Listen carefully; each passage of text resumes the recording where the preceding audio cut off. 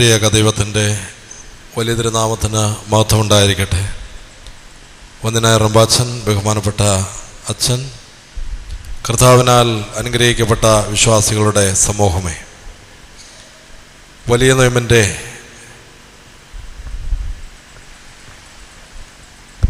വിശുദ്ധ ദിവസങ്ങളിലൂടെ നമ്മൾ യാത്ര ചെയ്യുകയാണല്ലോ.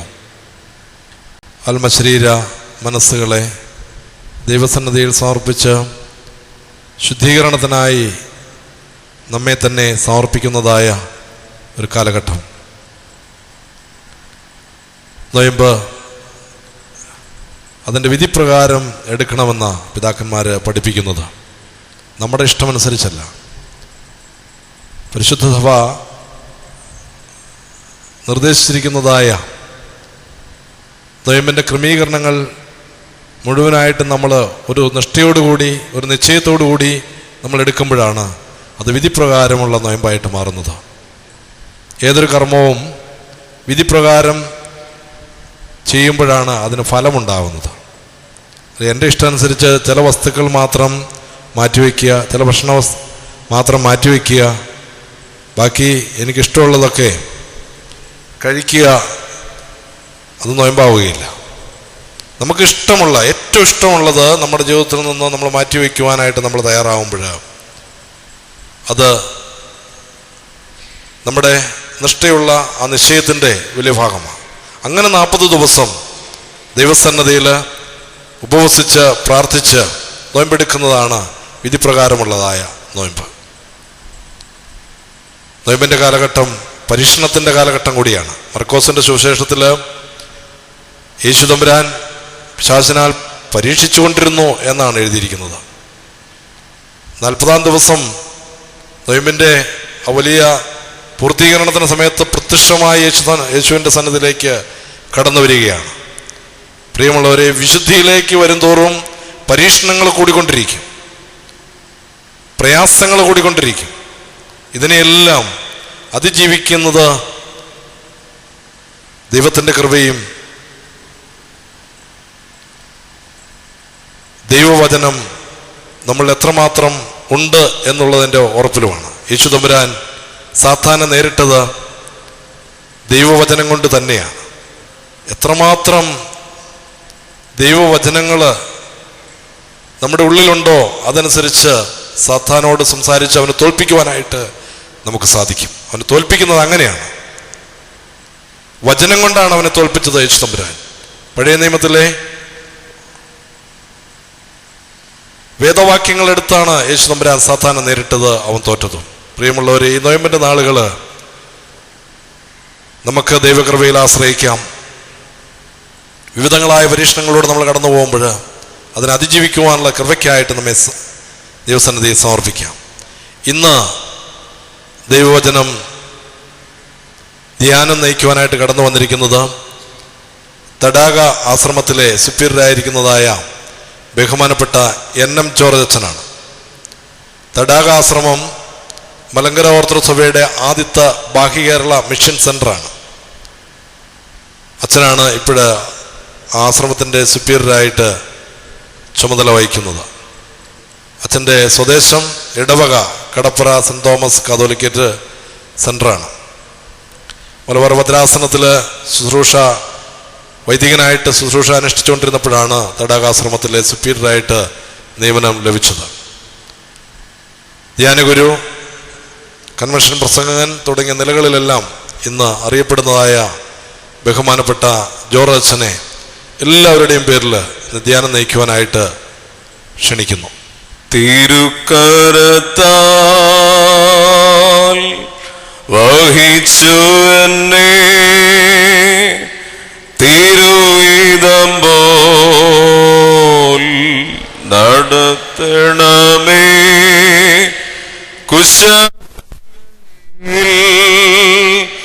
കളിമണ്ണു ഞാൻ അനുദിനം നീ പണിയണമേ, കുശവങ്കയിൽ കളിമണ്ണു ഞാൻ അനുദിനം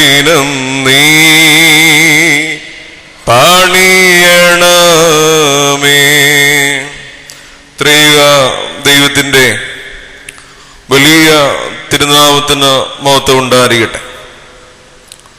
വന്യ ജോസഫ് പറമ്പാച്ചൻ, പല സെമിനാരിയുടെ മാനായിരിക്കുന്ന കുറിയാക്കോസച്ചൻ, ബഹുമാനപ്പെട്ട ഷാജിയച്ചൻ, ബന്തായിക്കുട്ടിയച്ചൻ,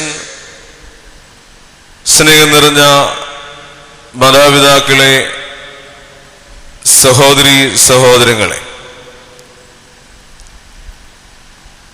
പരിശുദ്ധ വലിയ നോമ്പിന്റെ മൂന്നാമത്തെ ആഴ്ചയിലൂടെ നാം കടന്നു പോകുകയാണ്. കഴിഞ്ഞ ഞായറാഴ്ച കേട്ട വേദഭാഗത്തിൽ ഒരു തളർവാദ രോഗിയെ യേശുതമ്പുരാന്റെ അടുക്കിലേക്ക് കൊണ്ടുചെല്ലുകയാണ്. യേശുതമ്പുരാന്റെ അടുക്കിലേക്ക് കൊണ്ടുചെല്ലുമ്പോൾ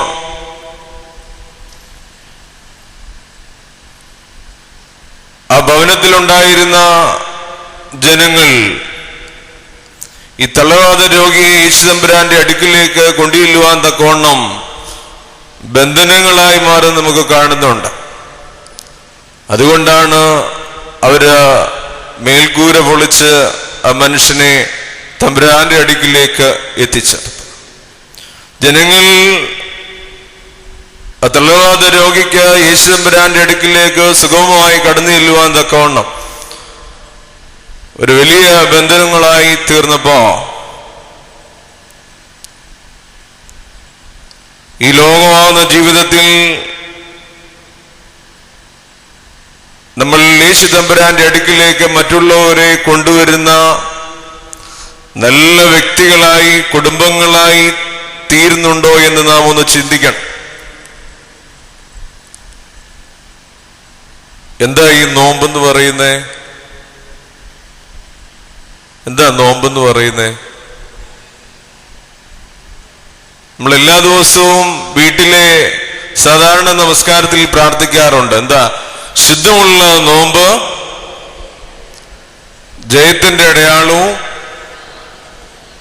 ശത്രുവാകുന്ന ദുഷ്ടന്റെ നേരെ തോൽക്കാത്ത ആയുധവുമാണ്. ശുദ്ധമുള്ള നോമ്പ് ജയത്തിന്റെ അടയാളവും ശത്രുവാകുന്ന ദുഷ്ടന്റെ നേരെ തോൽക്കാത്ത ആയുധവുമാണ്. അതുകൊണ്ട് ശത്രുവാകുന്ന ദുഷ്ടനെ തോൽപ്പിക്കുവാൻ തക്കവണ്ണം നമുക്ക് എന്തെടുക്കണം? നോമ്പെടുക്കണം. ശത്രുവാകുന്ന ദുഷ്ടനെ തോൽപ്പിക്കുവാൻ നമ്മുടെ ജീവിതത്തിൽ നമ്മൾ നോമ്പെടുത്ത് ജീവിക്കണം. അപ്പോൾ മാത്രമേ ശത്രുവാകുന്ന സാത്താനെ തോൽപ്പിക്കുവാൻ, പിശാചിനെ നമ്മുടെ ജീവിതത്തിൽ, നമ്മുടെ കുടുംബത്തിൽ നിന്ന് ഓടിക്കുവാൻ പരിശുദ്ധ നോമ്പിലൂടെ നാം ഓരോരുത്തരും യാത്ര ചെയ്യണം. അതിനുവേണ്ടിയാണ് പരിശുദ്ധ പിതാക്കന്മാർ നമുക്ക് നോമ്പ് അനുഷ്ഠാനങ്ങൾ ചിട്ടയായി നമ്മുടെ സഭാ ജീവിതത്തിൽ, നമ്മുടെ ആരാധനക്രമത്തിൽ ഉൾപ്പെടുത്തിയിരിക്കുന്നത്. പിതാക്കന്മാർ അനുഷ്ഠിച്ചു തന്നിരിക്കുന്ന, പറഞ്ഞു തന്നിരിക്കുന്ന നോമ്പിലൂടെ ജീവിക്കുമ്പോ നമുക്ക് വിശുദ്ധിയുടെ പദത്തിലേക്കൊക്കെയും എത്തിച്ചേരുവാനായിട്ട് സാധിക്കും.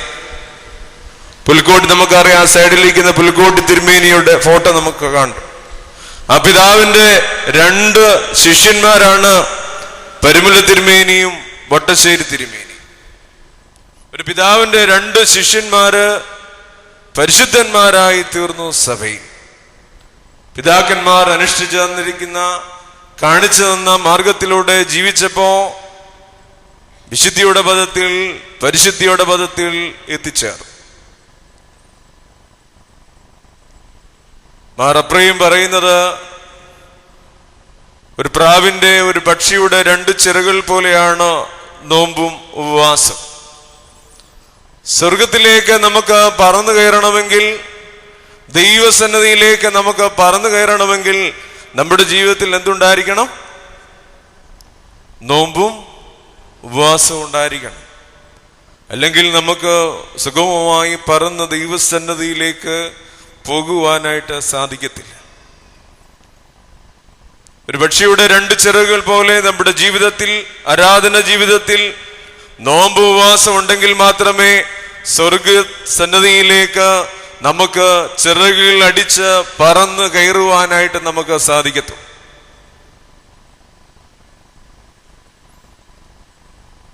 പഴയ നിയമത്തിലേക്ക് നോക്കുമ്പോ ഉപവസിച്ച് പ്രാർത്ഥിച്ച വലിയ പിതാക്കന്മാരെ കാണുവാനായിട്ട് സാധിക്കും. രാജാവ് ദാനിയേലിനെ സിംഹക്കുഴിയിൽ ഇട്ടു. എന്തു സംഭവിച്ചു?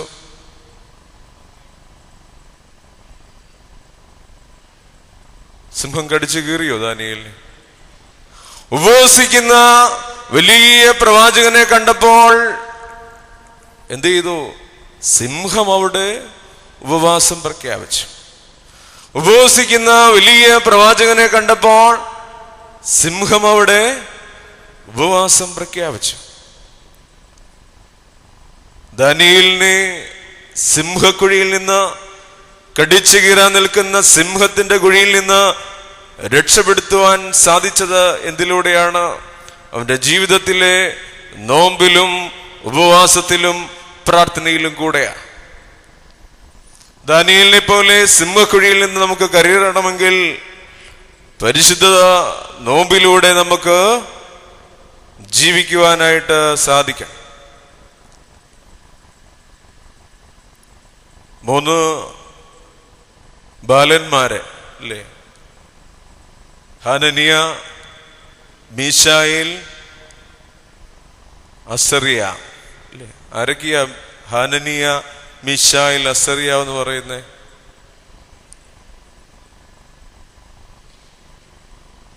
Shadrach, മേശക്ക്, Abednego. ഈ പേര് പറഞ്ഞ എല്ലാവർക്കും അറിയാം, പക്ഷെ മറ്റു പേരുകൾ അറിയത്തില്ല ഇല്ലേ? ഹനനിയ, മീശായേൽ, അസറിയ. എരിയുന്ന തീച്ചൂളയിൽ എറിയപ്പെട്ട ബാലന്മാർ. ഒരു തീച്ചൂളിയിൽ എറിയുമ്പോ രാജാവ് കൽപ്പിക്കുകയാണ് തീച്ചൂളയുടെ കാഠിന്യം 3 ഇരട്ടിയാക്കാൻ. പക്ഷേ ആ പൈതങ്ങൾക്ക് നോമ്പിലൂടെ, പ്രാർത്ഥനയിലൂടെ, ഉപവാസത്തിലൂടെ ജീവിച്ച പൈതങ്ങളുടെ മേൽ അവിടെ ഒരു രോമം പോലും കരിഞ്ഞു പോയില്ല. എരിയുന്ന തീച്ചൂളയിൽ നിന്ന്, കഷ്ടതയുടെ തീച്ചൂളയിൽ നിന്ന്, പ്രയാസങ്ങളുടെ തീച്ചൂളയിൽ, രോഗങ്ങളുടെ തീച്ചൂളയിൽ വീണാൽ പോലും നമുക്ക് രക്ഷ പ്രാപിക്കണമെങ്കിൽ നമ്മുടെ ജീവിതത്തിൽ നോമ്പും ഉപവാസവും വേണം. നോമ്പാൽ നിനിവയിലെ ജനങ്ങൾ രക്ഷ പ്രാപിച്ചു ഇല്ലേ? ആ പട്ടണം നശിപ്പിക്കുമെന്ന് പറഞ്ഞു യോന. പക്ഷെ രാജാവ് മുതൽ കുഞ്ഞുകുട്ടികൾ, അബാലവൃദ്ധം ജനങ്ങൾ, അവരുടെ കന്നുകാലികൾ എല്ലാം ഉപവസിച്ചപ്പോ, ചാരത്തിലും വെണ്ണീരിലും ഇരുന്നപ്പോ അവരുടെ പ്രാർത്ഥന ദൈവം കേട്ടു. അവർക്ക് പൂർണ്ണ രക്ഷയുടെ അനുഭവത്തിലേക്ക് കടന്നു വന്നു. അതാണ് നോമ്പിന്റെയും ഉപവാസത്തിന്റെയും അനുഗ്രഹം എന്ന് പറയുന്നത്. നീതിമാനായ യോസഫ് മന്ത്രിയായിരുന്ന പൊത്തിഫേറിന്റെ ഭാര്യയിൽ നിന്ന് രക്ഷ പ്രാപിച്ചില്ലേ? തന്നെ പിടിക്കുവാനായി കടന്നു വന്ന പൊത്തിഫേറിന്റെ ഭാര്യയിൽ നിന്ന് വേർപാട് പാലിച്ച ഈ യോസേപ്പിനെ നമുക്ക് പഴയ നിയമത്തിൽ കാണുവാനായിട്ട് സാധിച്ചു. പ്രാർത്ഥനയിലും ഉപവാസത്തിലും ജീവിച്ച ഏലിയാവ് അഗ്നിത്തേരിലേക്ക് കരേറി. സീനായി മലയിൽ നിന്ന് ഇറങ്ങി വരുന്ന മോശയുടെ മുഖം ആരെ പോലെ ശോഭിച്ചെന്നാ പറയുന്നേ?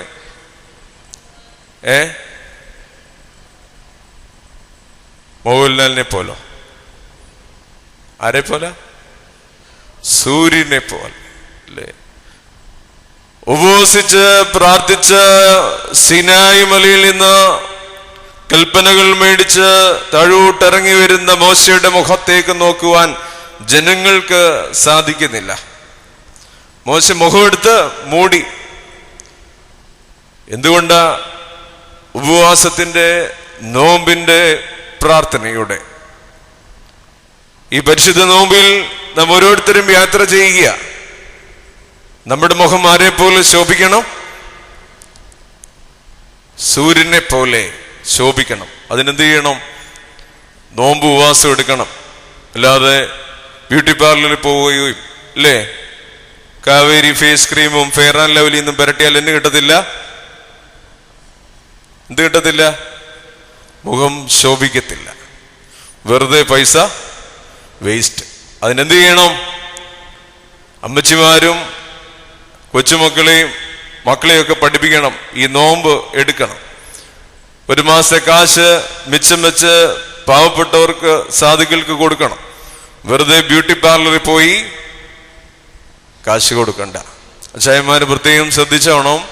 നോമ്പിന്റെ കാലഘട്ടത്തിൽ ആരെയും ബ്യൂട്ടി പാർലറിൽ വിടേണ്ട ആവശ്യമില്ല. എന്ത് ചെയ്യിച്ചാൽ മതി? കുടുംബമായി നോമ്പും ഉപവാസവും എടുത്താൽ നമുക്ക് ലാഭമേ ഉള്ളൂ. ഈ നോമ്പിൽ നമുക്ക് ശോഭയുള്ളവരായി വെടിപ്പുള്ളവരായി മോശയെ പോലെ ശോഭിക്കുവാൻ, മോശയുടെ മുഖം സൂര്യനെ പോലെ ശോഭിച്ചതുപോലെ ദൈവസന്നിധിയിൽ വിളങ്ങുന്നവരായി വിശുദ്ധിയുള്ളവരായി തീരുവാൻ നമുക്ക് ഈ നോമ്പ് കൊണ്ട് അതിന്റെ അനുഗ്രഹം ലഭിക്കും. ഒരമ്മയും 7 മക്കളും നോമ്പെടുത്തു. എന്താണെന്നറിയോ? യഹൂദന്മാർക്ക് പന്നിമാംസം നിഷിദ്ധമാണ്. അന്ത്യോക്യോസ് രാജാവ് ഈ അമ്മയോടും 7 മക്കളോടും പന്നിമാംസം ഭക്ഷിക്കുവാനായിട്ട് കൽപ്പനയിടുക. ഈ അമ്മയും 7 മക്കളും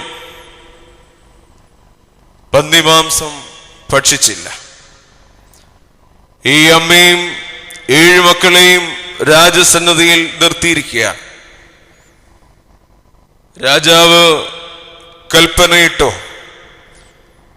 വറചട്ടികളും കുട്ടകങ്ങളും പഴിപ്പിക്കുവാൻ രാജാവ് ആജ്ഞാപിച്ചു. അമ്മയുടെ മൂത്ത മകൻ പറയുകയാണ്, പിതാക്കന്മാരുടെ നിയമങ്ങൾ ലംഘിക്കുന്നതിനേക്കാൾ മരിക്കാൻ ഞങ്ങൾ തയ്യാറാണ്. പിതാക്കന്മാരുടെ നിയമങ്ങൾ ലംഘിക്കുന്നതിനേക്കാൾ ഞങ്ങൾ മരിക്കാൻ തയ്യാറാണെന്ന് പറഞ്ഞ അമ്മയുടെ മൂത്ത മകൻ. അപ്പോഴത്തേക്ക് രാജാവ് കോപം പൂണ്ട് അവനെ കൊല്ലുവാനായിട്ട് ആജ്ഞാപിച്ചു. അവന്റെ നാവുകൾ ഛേദിച്ചു, അവന്റെ അവയവങ്ങളൊക്കെയും മുറിച്ചു മാറ്റി. എന്നിട്ട് ആ മകനെ ജീവനോട് വറചട്ടിയിലിട്ട് ചുട്ടു. കർത്താവിൽ പ്രിയമുള്ളവരെ, ഒരമ്മയുടെ മുമ്പിൽ വെച്ച് 7 മക്കളെയും ഇപ്രകാരം ചെയ്യുവാൻ രാജാവ് കൽപ്പനയിട്ടു. രണ്ടാമത്തെ മകനും ഇതേ പീഡയുടെ അനുഭവത്തിലേക്ക് കടന്നു വന്നു. അവന്റെ അവയവങ്ങളും നാവുകളൊക്കെയും പിഴുത്ത് അറുത്ത് വേദനയുടെ അന്ത്യശ്വാസം വലിക്കുമ്പോ അവൻ പറയുകയാണ്, ഈ ജീവിതത്തിൽ നിന്ന് നീ ഞങ്ങളെ പുറത്താക്കും. എന്നാൽ പ്രപഞ്ചത്തിന്റെ അധിപൻ ഞങ്ങളെ അനശ്വരമായ നവജീവിതത്തിലേക്ക് ഉയർപ്പിക്കും. ഈ രണ്ടാമത്തെ മകൻ പറഞ്ഞത്, നീ ഞങ്ങളെ ജീവിതത്തിൽ നിന്ന് പുറത്താക്കും, എന്നാൽ പ്രപഞ്ചത്തിന്റെ അധിപൻ ഞങ്ങളെ അനശ്വരമായ നവജീവിതത്തിലേക്ക് ഉയർപ്പിക്കും. ഈ അമ്മയുടെ രണ്ടാമത്തെയും മൂന്നാമത്തെയും നാലാമത്തെയും അഞ്ചാമത്തെയും ആറാമത്തെയും മകനെ ഇങ്ങനെ നിഷ്ഠൂരമായി ഈ അമ്മയുടെ മുമ്പിൽ വെച്ച് ഈ രാജാവ് കൊല്ലുകയാണ്. അമ്മ ഒരു ചോദ്യം ചോദിക്കുന്നുണ്ട്, നിങ്ങൾ എങ്ങനെ എന്റെ ഉദരത്തിൽ രൂപം കൊണ്ടുവന്ന് എനിക്കറിയില്ല. നിങ്ങൾക്ക് ജീവനും ശ്വാസവും നൽകിയത്, നിങ്ങളുടെ അവയവങ്ങൾ വാർത്തെടുത്തതും ഞാനല്ല. മനുഷ്യനെ ഉരുവാക്കുകയും എല്ലാറ്റിന്റെയും ആരംഭം ഒരുക്കുകയും ചെയ്ത ലോക സൃഷ്ടാവ് തന്റെ നിയമത്തെ പ്രതി നിങ്ങളെ തന്നെ വിസ്മരിക്കുന്നതിനാൽ കരുണാപൂർവം നിങ്ങൾക്ക് ജീവനും ശ്വാസവും വീണ്ടും നൽകും. 6 മക്കളെയും ഈ രാജാവ് കൊന്നു. 7ാമത്തെ മകൻ, അവനോട് ഈ രാജാവ് ഒത്തിരി പ്രലോഭനങ്ങൾ നൽകുകയാണ്. നിന്നെ രാജകൊട്ടാരത്തിൽ മന്ത്രിയാകാം, രാജ്യസ്ഥാനങ്ങൾ നൽകാം, നല്ല കൊട്ടാരം തരാം, എല്ലാം തരാമെന്ന് പറഞ്ഞപ്പോഴും ഈ യുവാവ് തന്റെ പിതാക്കന്മാരുടെ നിയമങ്ങളെ ലംഘിക്കുവാൻ ഈ മകനും സാധിച്ചില്ല. അവനും എൻ്റെ പിതാക്കന്മാരുടെ മരണത്തെ സ്വീകരിക്കുവാൻ, തൻ്റെ ജ്യേഷ്ഠന്മാരുടെ മരണത്തെ സ്വീകരിക്കുവാൻ ഈ മകനും ഒരുക്കമായി. അവസാനം രാജാവ് ഈ അമ്മയോട് പറഞ്ഞു, നിന്റെ ഇളയ മകനല്ലയോ, അവനെ നീ ഒന്ന് പിന്തിരിപ്പിക്ക. അമ്മ തൻ്റെ മാതൃഭാഷയിൽ ആ മകനോട് പറയുകയാണ്, മകനെ എന്നോട് നീ ദയ കാണിക്കുക. 6 മക്കളും മരിച്ചു. 7ാമത്തെ മകനെ രക്ഷിക്കുവാനായിട്ട് രാജാവ് അമ്മയോട് ഉപദേശിച്ചു. ഈ അമ്മ അവസാനമായി മകനോട് പറയുകയാണ്, മകനെ നീ എന്നോട് ദയ കാണിക്കുക. 9 മാസം ഞാൻ നിന്നെ ഗർഭത്തിൽ വഹിച്ചു, 3 കൊല്ലം നിന്നെ മുലയൂട്ടി, നിന്നെ ഇന്നുവരെയും പോറ്റി വളർത്തി. ഈ കശാപ്പുകാരനെ നീ ഭയപ്പെടേണ്ട. തൻ്റെ 6 മക്കൾ മരിച്ചുപോയി. 7ാമത്തെ ഇളയ മകനാ. ക്ഷമ പറഞ്ഞത് കേട്ടോ, ഞാൻ നിന്നെ വളർത്തി, മുലയൂട്ടി, നിന്നെ പോറ്റി വളർത്തി. നീ കശാപ്പുകാരനെ പേടിക്കേണ്ട. തൻ്റെ 7 മക്കളും മരിച്ചു. അവസാനം ആ മക്കളോടുകൂടെ ഈ അമ്മയും മരണം പ്രാപിക്കുക. ആരായി അമ്മ?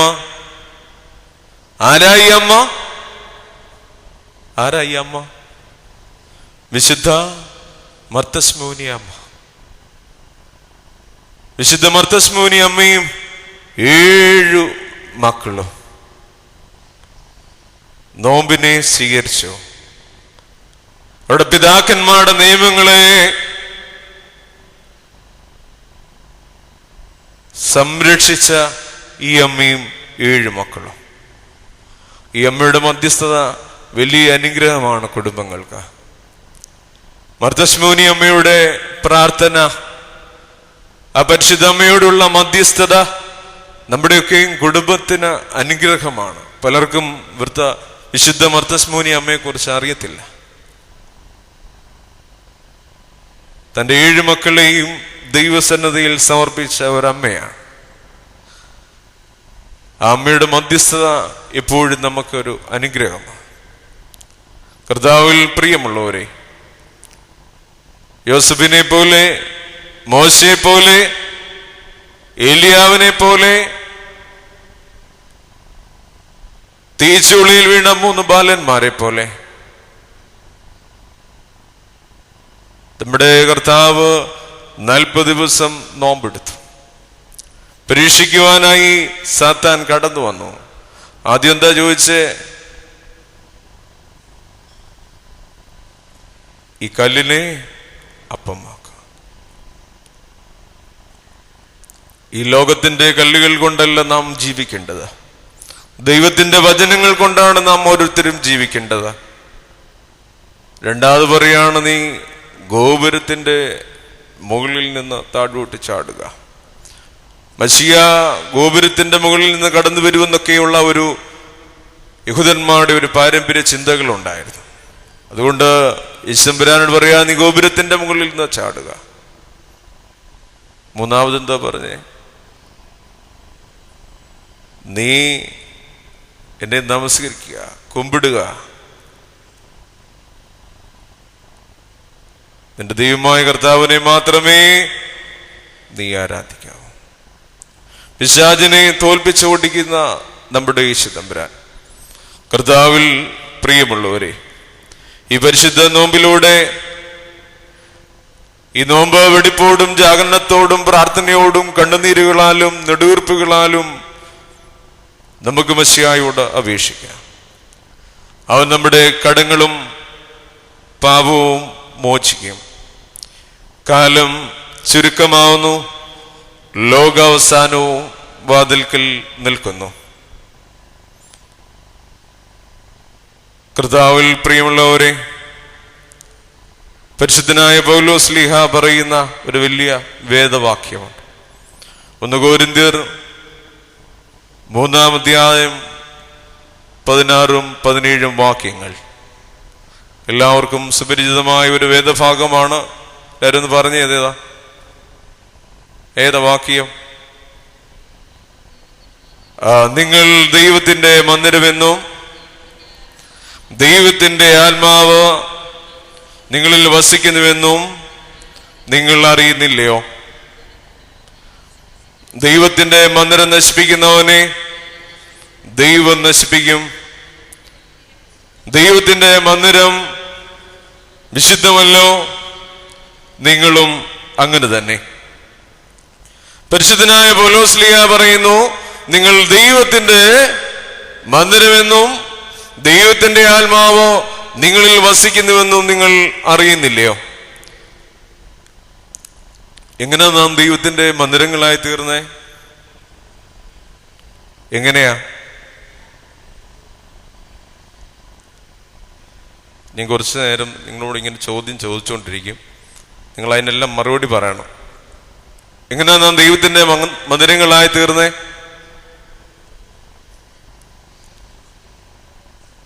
വിശുദ്ധ മാമോദീസായിൽ കൂടി വിശുദ്ധ സഭയിൽ പ്രവേശിച്ച നാം കർത്താവിന്റെ തിരുശരീര രക്തങ്ങളെ അനുഭവിച്ചപ്പോൾ നാം ദൈവത്തിന്റെ മന്ദിരങ്ങളായി തീർന്നു. പക്ഷെ പലപ്പോഴും നമുക്ക് ദൈവത്തിന്റെ മന്ദിരമാണ് നാം ഓരോരുത്തരുമെന്ന് പറയുവാനായിട്ട് സാധിക്കുന്നുണ്ടോ? ഉണ്ടോ? ഉണ്ടെങ്കിൽ ഉണ്ടെന്ന് പറയണം.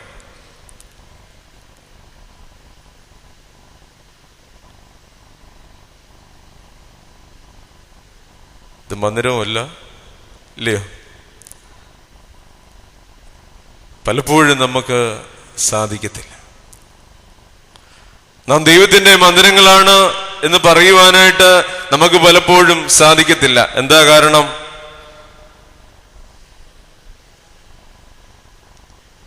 നാം ഈ ലോകത്തിൽ പാപത്തിലൂടെയാ ജീവിക്കുന്നത്, ഇല്ലേ? എന്താ പാപം എന്ന് പറയുന്നേ? ഞങ്ങൾ നോമ്പും പ്രാർത്ഥനയിലും ജീവിക്കുന്നവരായതുകൊണ്ട് പാപത്തെക്കുറിച്ചൊന്നും ഞങ്ങൾക്ക് അറിയത്തില്ല. എന്താ ഈ പാപം എന്ന് പറയുന്നേ? പരിശുദ്ധനായ യാക്കോബ് ശ്ലീഹ പറയുന്നു, പരിശുദ്ധനായ യാക്കോബ് ശ്ലീഹ എഴുതിയ 5-ാം അധ്യായം 19-ാം വാക്യത്തിൽ പറയുന്നു, നന്മ ചെയ്യുവാൻ അറിഞ്ഞിട്ട് അത് ചെയ്യാത്തവന് പാപം തന്നെ. ഈ ലോകമാവുന്ന ജീവിതത്തിൽ നമ്മുടെ യാത്രയിൽ നന്മ ഏതാണ് തിന്മ ഏതാണെന്ന് നമുക്കറിയാം. പക്ഷെ പലപ്പോഴും നാം നന്മയുടെ പാത വിട്ടിട്ട് ഏത് പാതയിലൂടെ ജീവിക്കുന്നേ? തിന്മയുടെ പാതയിലൂടെയാണ് ജീവിക്കുന്നത്. ഈ ലോകത്തിലെ തെറ്റും ശരിയും എനിക്കും നിങ്ങൾക്കും ചെറുപ്രായം മുതലേ അറിയാം. പക്ഷേ നമ്മൾ പലപ്പോഴും നന്മ വിട്ടിട്ട് തിന്മയുടെ പുറകെ പോകാനാണ് എനിക്കും നിങ്ങൾക്കും താല്പര്യം. കാരണമുണ്ട്, പാപം നമ്മെ ആകർഷിക്കും. യൂദമരം എന്ന് പറഞ്ഞൊരു വൃക്ഷമുണ്ട്. ഈ വൃക്ഷത്തിന്റെ പ്രാരംഭ ദശയിൽ അതിമനോഹരങ്ങളായ പുഷ്പങ്ങൾ ഇതിൽ വിടരും. ഈ പൂവിന്റെ സൗന്ദര്യം കണ്ടിട്ട് പ്രാണികളും ശലഭങ്ങളും വന്ന് ഈ പൂവിൽ നിന്ന് തേൻ വലിച്ചു കുടിക്കും.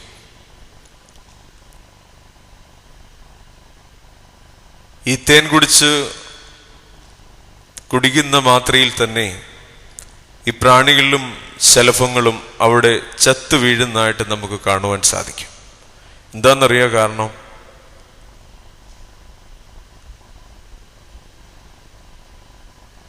ഈ പൂവിന്റെ ഉള്ളിൽ അതിമാരകമായ വിഷമാണ്. പക്ഷെ ഈ പ്രാണികളും ശലഭങ്ങളും എന്തു മാത്രമേ കണ്ടുള്ളൂ? പൂവിന്റെ സൗന്ദര്യം മാത്രമേ ആകർഷിച്ചിട്ടുള്ളൂ. ഈ പൂവിന്റെ ഉള്ളിൽ അതിമാരകമായ വിഷമാണെന്നുള്ള കാര്യം ഈ പ്രാണികൾക്കും ശലഭങ്ങൾക്കും അറിയത്തില്ല.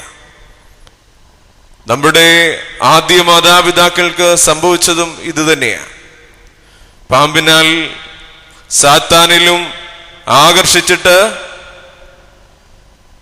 ഏദന്റെ പറുദീസയിൽ നിന്ന് താഴോട്ട് തള്ളപ്പെടുകയാണ്. മോഹം ഗർഭം ധരിച്ച് പാപത്തെ പ്രസവിക്കുന്നു, ഇല്ലേ? ഈ മോഹത്താലാണ് നിങ്ങൾ ഈ നടുക്ക് നിൽക്കുന്ന വൃക്ഷത്തിന്റെ ഫലം പറിച്ചു തിന്നാൽ നിങ്ങൾ ആരെപ്പോലെ ആയിത്തീരും? ദൈവത്തെ പോലെ ആയിപ്പോകും. ജഡമോഹം, കൺമോഹം ജീവനത്തിന്റെ പ്രതാപം, ഇല്ലേ? കാണുവാൻ നല്ല ഭംഗിയുള്ളതാണ്. ഭക്ഷിച്ച ദൈവത്തെ പോലെ ആയിത്തീരും, ജ്ഞാനം പ്രാപിക്കും. ഈ ആശകളൊക്കെയും കൊണ്ട് എന്ത്? ഏദന്റെ പറുദീസയിൽ നിന്ന് നമ്മുടെ ആദ്യ മാതാപിതാക്കൾക്ക് ആ പറുദീസയുടെ അനുഭവത്തിൽ നിന്ന് താഴേക്ക് തള്ളപ്പെട്ടു. പാപത്തിന്റെ ആകർഷണം, അല്ലേ?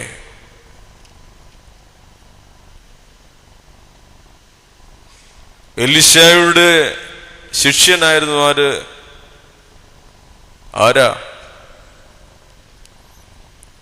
എലിയാക്ക് ശിഷ്യനൊന്നും ഇല്ലായിരുന്നു. ആരാ? ചിലര് വായിക്കാൻ അനക്കുന്നുണ്ട്, പക്ഷെ പുറത്തോട്ട് വരുന്നില്ല.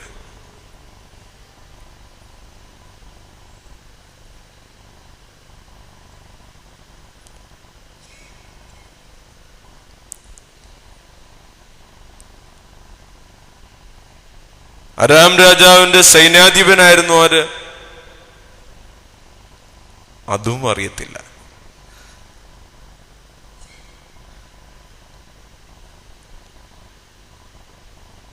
അരാം രാജാവിന്റെ സൈന്യാധിപനായിരുന്നു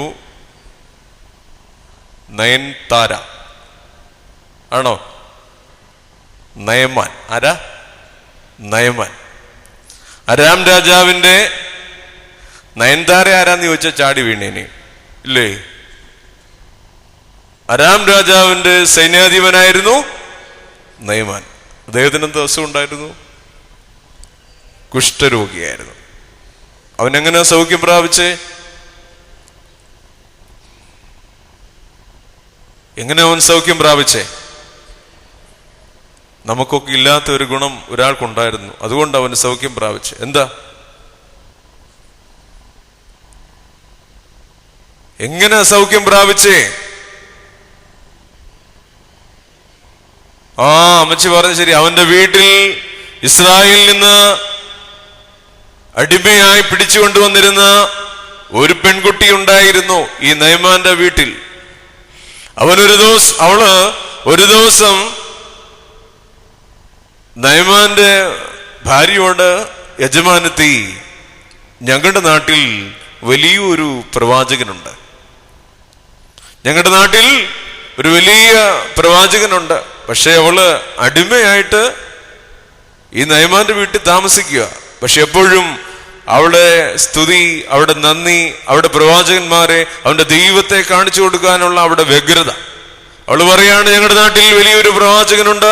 ആ പ്രവാചകന്റെ അടുക്കൽ നമ്മുടെ യജമാനെ കൊണ്ടുപോവുകയാണെങ്കിൽ അവന് പൂർണ്ണമായും സൗഖ്യം ലഭിക്കും. അങ്ങനെ എലീശയുടെ അടുക്കൽ ചെന്നു. നയമാൻ എലീശയുടെ അടുക്ക് ചെന്നു, ഇല്ലേ? അവന് പൂർണ്ണമായ സൗഖ്യം ലഭിച്ചു. അപ്പോൾ അവൻ എന്ത് ചെയ്തു? ഇത്തിരി സമ്മാനങ്ങളൊക്കെ എലീശായ്ക്ക് കൊണ്ടുവന്നു, ഇല്ലേ? എലീശ എന്ത് ചെയ്തു? അത് മേടിച്ചില്ല, ഇല്ലേ? പക്ഷെ അവന്റെ കൂട്ടത്തിൽ ആരുണ്ടായിരുന്നു? എലീശയുടെ ശിഷ്യൻ ആരാ? ഗേഹസി, ഇല്ലേ? അവൻ എന്തിനോട് താല്പര്യം ഉണ്ടായിരുന്നു?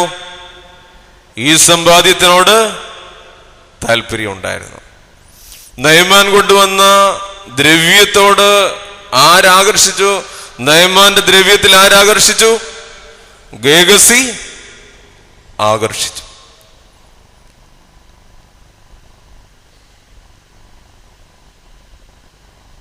നയമാന്റെ കയ്യിൽ നിന്ന്, അവന്റെ ബാല്യക്കാരിൽ നിന്ന് അവൻ ഈ സമ്മാനങ്ങൾ ചെറുതായിട്ട് കൈപ്പറ്റി. എലീശ മനസ്സിലാക്കി. എലീശ എന്താ പറഞ്ഞേ? നയമാന്റെ കുഷ്ഠം നിന്റെ മേലും നിന്റെ കുടുംബത്തിന്മേലും ഇരിക്കട്ടെ.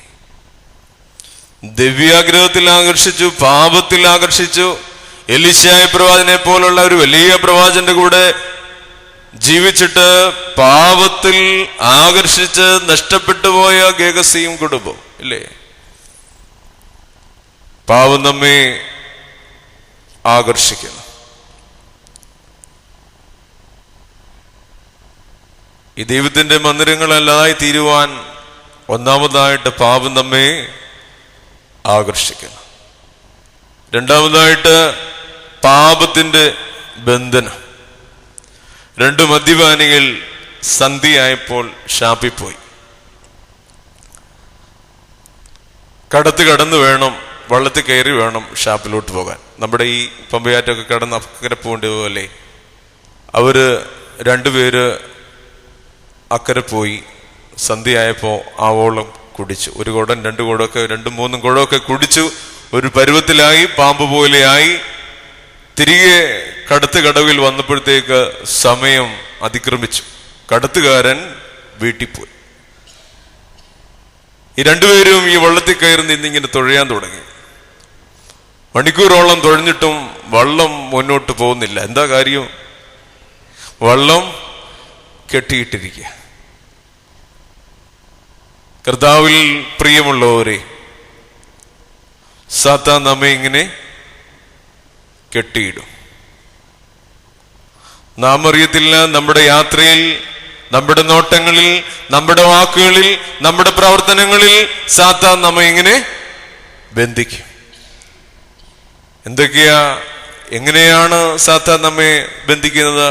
ഗലാത്യ ലേഖനത്തിൽ 5-ാം അധ്യായം 19-ാം വാക്യത്തിൽ പറയുന്നുണ്ട്. പരിശുദ്ധനായ പൗലോസ് ശ്ലീഹ ഗലാത്യർക്ക് എഴുതിയ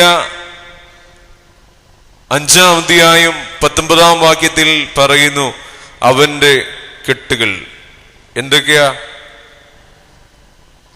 ജഡത്തിന്റെ പ്രവർത്തികളോ, ദുർനടപ്പ്, അശുദ്ധി, ദുഷ്കാമം, വിഗ്രഹാരാധന, ആഭിചാരം, പക, പിണക്കം, ജാരശങ്ക, ആഭിചാരം, ക്രോധം, ശാഠ്യം, ദ്വന്ദ്വപക്ഷം, ഭിന്നതാസൂയ, മദ്യപാനം, വെറിക്കൂത്ത്, പിന്നെയും കിടക്കുക മുതലായവ. ഇന്നത്തെ കാലത്ത് കാണാൻ എഴുതുവാണെങ്കിൽ ഒരു വേദോസം തന്നെ എഴുതാനുണ്ട് ഇന്നത്തെ ജഡത്തിന്റെ പ്രവർത്തികൾ, ഇല്ലയോ? അതുകൊണ്ട് പൗലോസ് ശ്ലീഹ നിർത്തി മുതലായവ എന്നും പറഞ്ഞ്. കാരണം അതുപോലെ ജഡത്തിന്റെ പ്രവർത്തികൾ ഇന്ന് നമ്മെ ഇങ്ങനെ ഓരോ നിമിഷവും കെട്ടിയിട്ടിരിക്കുക. ദുർനടപ്പല്ലയോ? പള്ളിയിലൊക്കെ കഴിഞ്ഞിട്ട്, കുർബാനയൊക്കെ കഴിഞ്ഞിട്ട് പറയുന്നു, ഈയിടെയായിട്ട് അവിടെ നടപ്പ് ഈയിടെയായിട്ട് ശരിയല്ല.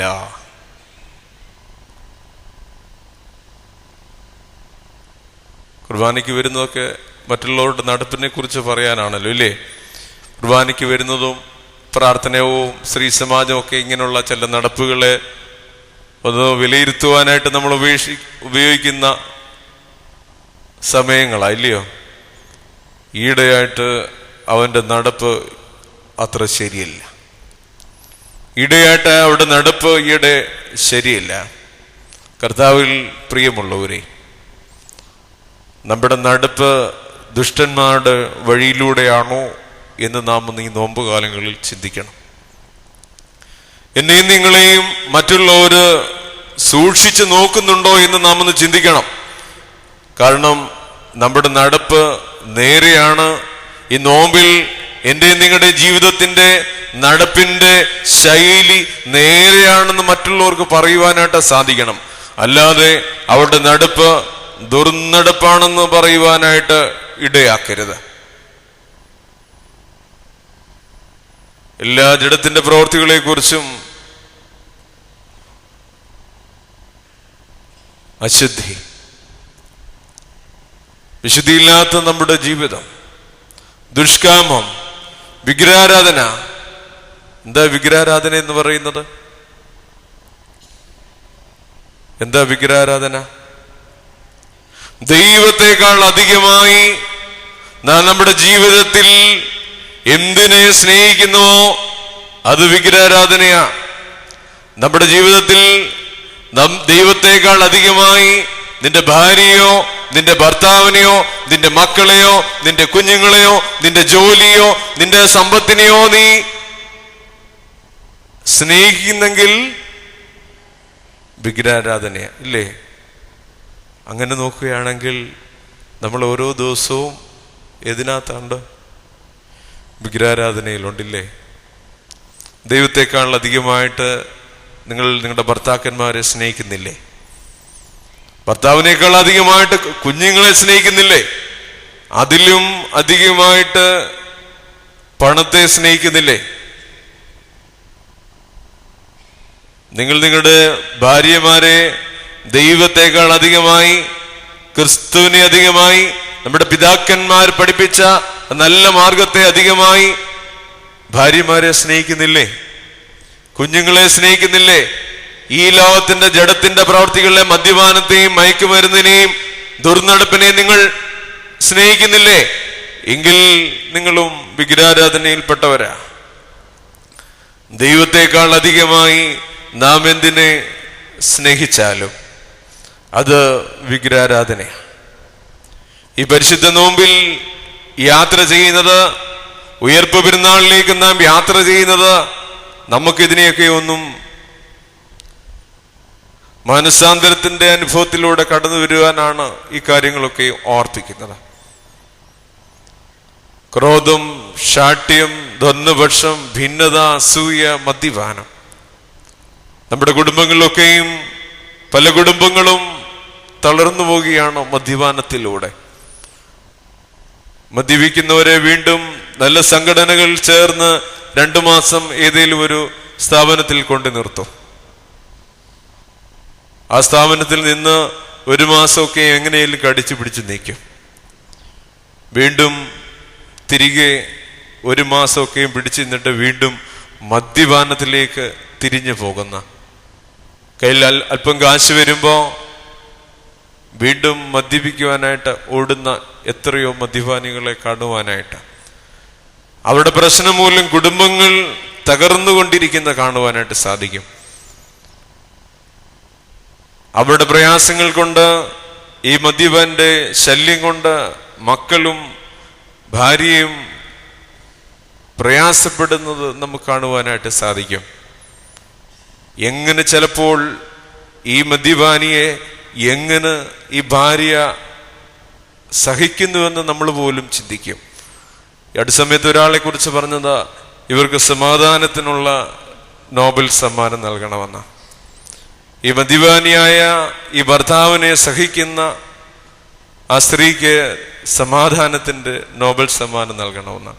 അങ്ങനെ സഹിക്കുന്ന ഭാര്യമാര്, ഈ മദ്യപാനിയായ അപ്പനെ സഹിക്കുന്ന കുഞ്ഞുങ്ങള്. നമ്മുടെ ജീവിതത്തിൽ മദ്യപാനം ഉണ്ടെങ്കിൽ അതിനെ പൂർണ്ണമായും ഈ നോമ്പിൽ പൂർണ്ണമായും തള്ളിക്കളയുവാനായിട്ട് നമുക്ക് സാധിക്കണം. മദ്യപിക്കുന്ന കുടുംബങ്ങൾക്ക് വേണ്ടി പ്രാർത്ഥിക്കുവാനായിട്ട് ഈ നോമ്പിൽ നമുക്ക് അതിനു വേണ്ടി മാറ്റിവെക്കണം. ഈ നോമ്പിലെ ഒരു യാമത്തിൽ മദ്യപിക്കുന്ന നമ്മുടെ അയൽവാസികളുണ്ടെങ്കിൽ അവർക്ക് വേണ്ടി പ്രാർത്ഥിക്കുവാനായിട്ട് നമുക്ക് ഈ നോമ്പ് ഉപകാരപ്രദമാക്കണം.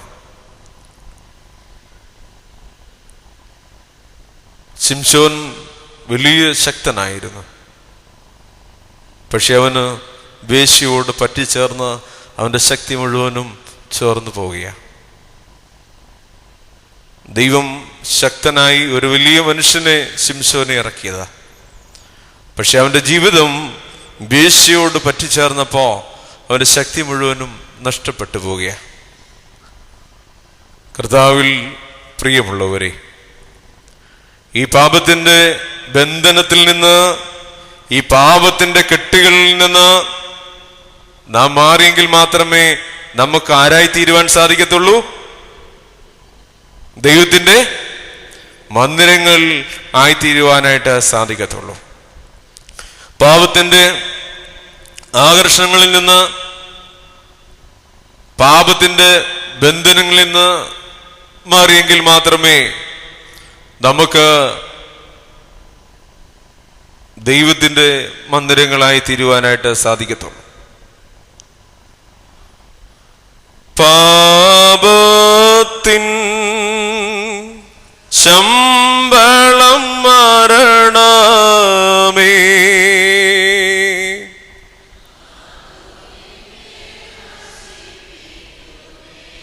പാപത്തിൻ ശമ്പളം മരണമേ, അതോ നിന്നെ നശിപ്പിക്കുമേ. പാപത്തിന്റെ ശമ്പളം മരണം. പഴയ നിയമത്തിൽ ഒരു സ്ത്രീയെ നമുക്ക് കാണുവാനായിട്ട് സാധിക്കും. യഹോവയായ ദൈവം സൊദോം ഗൊമോറ നശിപ്പിക്കുവാൻ പോകുകയാണെന്ന് അബ്രാമിനോട് പറഞ്ഞു. അബ്രഹാം തന്റെ സഹോദരനായ ലോത്തിന്റെ അടുക്ക് പോയി പറയുക, നീ ഇവിടെ നിന്ന് ഓടിക്കോ.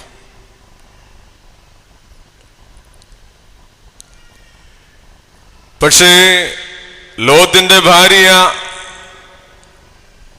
ഓടുവാനായിട്ട് സാധിക്കുന്നില്ല. എന്താ കാരണം? അനേകം ആടുമാടുകൾ, അനേകം ദാസീദാസന്മാർ, അനേക ബാങ്ക് ബാലൻസ്, ഇല്ലയോ? ഇത് നമ്മോട് ഓടാൻ പറഞ്ഞാലും പേടിയാ, ഇല്ലേ? ഈ ബാങ്ക് ബാലൻസ് ഒക്കെ ഇട്ടിട്ട് എങ്ങോട്ട് ഓടും? ലോത്തിന്റെ ഭാര്യയെ പറഞ്ഞിട്ട് കാര്യമില്ല. നമ്മുടെ ജീവിതത്തിലേക്കും ഇതുപോലൊരു സ്ഥിതിയിലേക്ക് കടന്നു വന്ന നമുക്കും ഓടുവാനായിട്ട് നമുക്ക് സാധിക്കത്തില്ല. എല്ലാം വിട്ടിട്ട് ഓടുവാൻ, ഈ ലോകത്തെ വിട്ടിട്ട് ഓടുവാൻ, തന്റെ കുടുംബത്തെ വിട്ടിട്ട് ഓടുവാൻ, തന്റെ സമ്പാദ്യങ്ങളെ വിട്ടിട്ട് ഓടുവാൻ ലോത്തിന്റെ ഭാര്യയ്ക്ക് സാധിച്ചില്ല. അവൾ എന്ത് ചെയ്തു? തിരിഞ്ഞു നോക്കി. അവൾ പുറകോട്ട് നോക്കി, അവരുടെ സമ്പാദ്യത്തെ നോക്കി, അവരുടെ ദാസീദാസന്മാരെ നോക്കി, അവരുടെ എല്ലാ സമ്പത്തുകളിലേക്കും ശ്രദ്ധ ആകർഷിച്ചപ്പോ, അവിടെ ശ്രദ്ധ അങ്ങോട്ട് ഓടിയപ്പോൾ അവക്ക് എന്ത് സംഭവിച്ചു? മരണം സംഭവിച്ചു. ഉപ്പുതൂണായിപ്പോയി.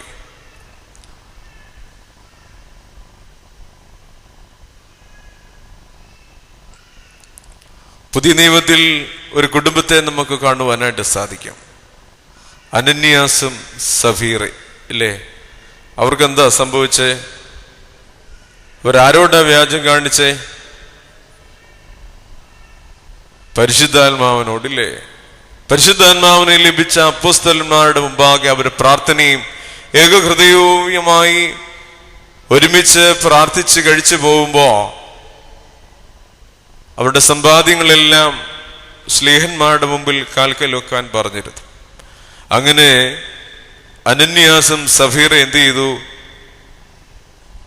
അവരുടെ നിലങ്ങളെ വിറ്റിട്ട് കുറച്ചെടുത്ത് മാറ്റി, ഇല്ലേ? ഭാര്യയും ഭർത്താവും കൂടെ വായിട്ടിരുന്ന് ആലോചിച്ചു, നിങ്ങൾ ഇത് മുഴുവനും കൊടുക്കാനൊന്നും പോകണ്ട, ഇത് സ്ലീഹന്മാരൊന്നും അറിയത്തില്ല, ഇത് നമ്മൾ വിറ്റ കാശ് മുഴുവനും അവരുടെ മുമ്പിൽ കൊണ്ട് വെക്കേണ്ട ആവശ്യമില്ല. പത്രോസ് മാറ്റിവെച്ച ബാക്കിയുമായി ഈ അനന്യാസ് ബാക്കി വെച്ച കാശുമായി സമ്പാദ്യമായി പത്രോസിന്റെ മുമ്പാകെ ചെല്ലുകയാണ്. പത്രോസ് അനന്യാസിനോട് ചോദിക്കുന്നു, നീ ഈ വിലയ്ക്ക് തന്നെയാണോ വിറ്റത്? അപ്പൊ എന്താ പറഞ്ഞ്? അതെ, ഞങ്ങൾ ഈ വിലയ്ക്ക് തന്നെയാണ് വിറ്റത്. എന്തു സംഭവിച്ചു പത്രോസിന്? അവൻ അവിടെ നിലത്ത് വീണ് മരിച്ചു. അത് കഴിയുമ്പോഴാണ് അച്ചാനി തപ്പി ആര് വന്നു? ആന്റി ഇല്ലേ? ഏതാന്റിയാ വന്ന്? സഫീർ ആന്റി അനന്യാസ് ചേട്ടനെ തപ്പി സ്നേഹന്മാരുടെ മുമ്പിലേക്ക് കടന്നു വന്നു. നിങ്ങൾ സഫീറോട് എന്താ ചോദിച്ചേ? നിങ്ങൾ ഈ വിലയ്ക്ക് തന്നെയാണോ വിറ്റത്? സഫീറ ആന്റി എന്താ പറഞ്ഞേ? അതെ. അവളായിരുന്നു ഇതിന്റെ സൂത്രക്കാരി ഇല്ലേ? വീട്ടിലൊക്കെ ഇത് തന്നെയല്ലേ? പള്ളിക്കൊക്കെ എന്തെങ്കിലും കൊടുക്കാൻ പറയുമ്പോൾ അച്ചായന്മാർ എന്തെങ്കിലും കൊടുക്കാന്ന് പറഞ്ഞാലും അമ്മമാരെന്തോ പറയും, ഓ പിന്നെ കൊടുക്കാം ഇല്ലേ, ഇത്രയൊന്നും കൊടുക്കണ്ട. ഈ സഫീറയും പറഞ്ഞു, ഈ വിലയ്ക്ക് തന്നെയാണ് വിറ്റത്. അപ്പൊ പത്രോസ് എന്താ പറഞ്ഞേ? നിന്റെ ഭർത്താവിനെ കുഴിച്ചിട്ടവിടെ കാല് അവിടെ തന്നെയുണ്ട്, നീയും അവിടേക്ക് പോവുക. പരിശുദ്ധാത്മാവിനോട് വ്യാജം കാണിച്ച അനന്യാസ് സഫീറ ദമ്പതികൾ എല്ലാം അറിയുന്നവരുടെ മുമ്പാകെ പരിശുദ്ധാത്മാവിനെ വ്യാജം കാണിച്ച അനന്യാസും സഫീറയും.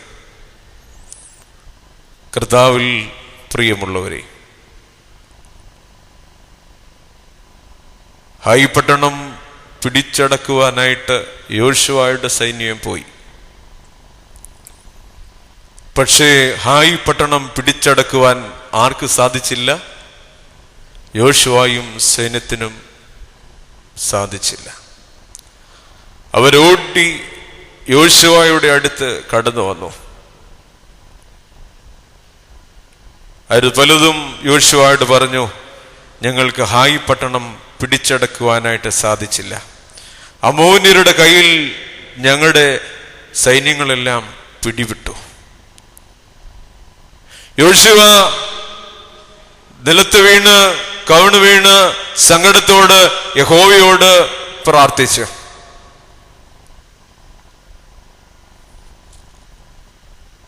യോശുവ തന്റെ വസ്ത്രം കീറി യഹോവയുടെ പെട്ടകത്തിന് മുമ്പിൽ അവനും ഇസ്രായേൽ മൂപ്പന്മാരും തലയിൽ മണ്ണ് വാരിയിട്ടുകൊണ്ട് സന്ധ്യ വരെ സാഷ്ടാംഗം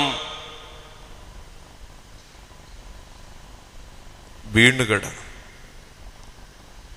യോശുവ തന്റെ വസ്ത്രം കീറി തലയിൽ മണ്ണ് വാരിയിട്ട് അവനും ഇസ്രായേൽ മൂപ്പന്മാരും യഹോവയുടെ സന്നിധിയിൽ സാഷ്ടാംഗം വീണ് നമസ്കരിച്ച് പ്രാർത്ഥിച്ചു. അപ്പോൾ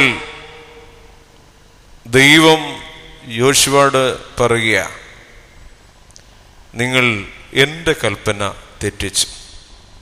എന്ത് കൽപ്പനയാ തെറ്റിച്ച്? ഒരു കൽപ്പനയും തെറ്റിച്ചില്ല. എന്താ തെറ്റിച്ചേ? എരീഹോ കോട്ട പിടിച്ചടക്കുമ്പോ ദൈവം ഒരു കൽപ്പന കൊടുത്തിരുന്നു, അവിടുത്തെ ശബ്ദാർപ്പിത വസ്തുക്കളൊന്നും പാളയത്തിൽ കൊണ്ടുവരരുത്. പക്ഷേ കർമ്മിയുടെ മകൻ ആരാ? കർമ്മിയുടെ മകൻ ആരാ? കർമ്മിയുടെ മകൻ സൽമാൻ ഖാൻ ആരാന്ന് ചോദിച്ചാലോ, ഷാരൂഖ് ഖാൻ ആരാണെന്ന് ചോദിച്ചാലോ, സഹീർ ഖാൻ ആരാണെന്ന് ചോദിച്ചാലോ ഒക്കെ നിങ്ങൾക്ക് ഒരു പക്ഷേ അറിയായിരിക്കും ഇല്ലേ?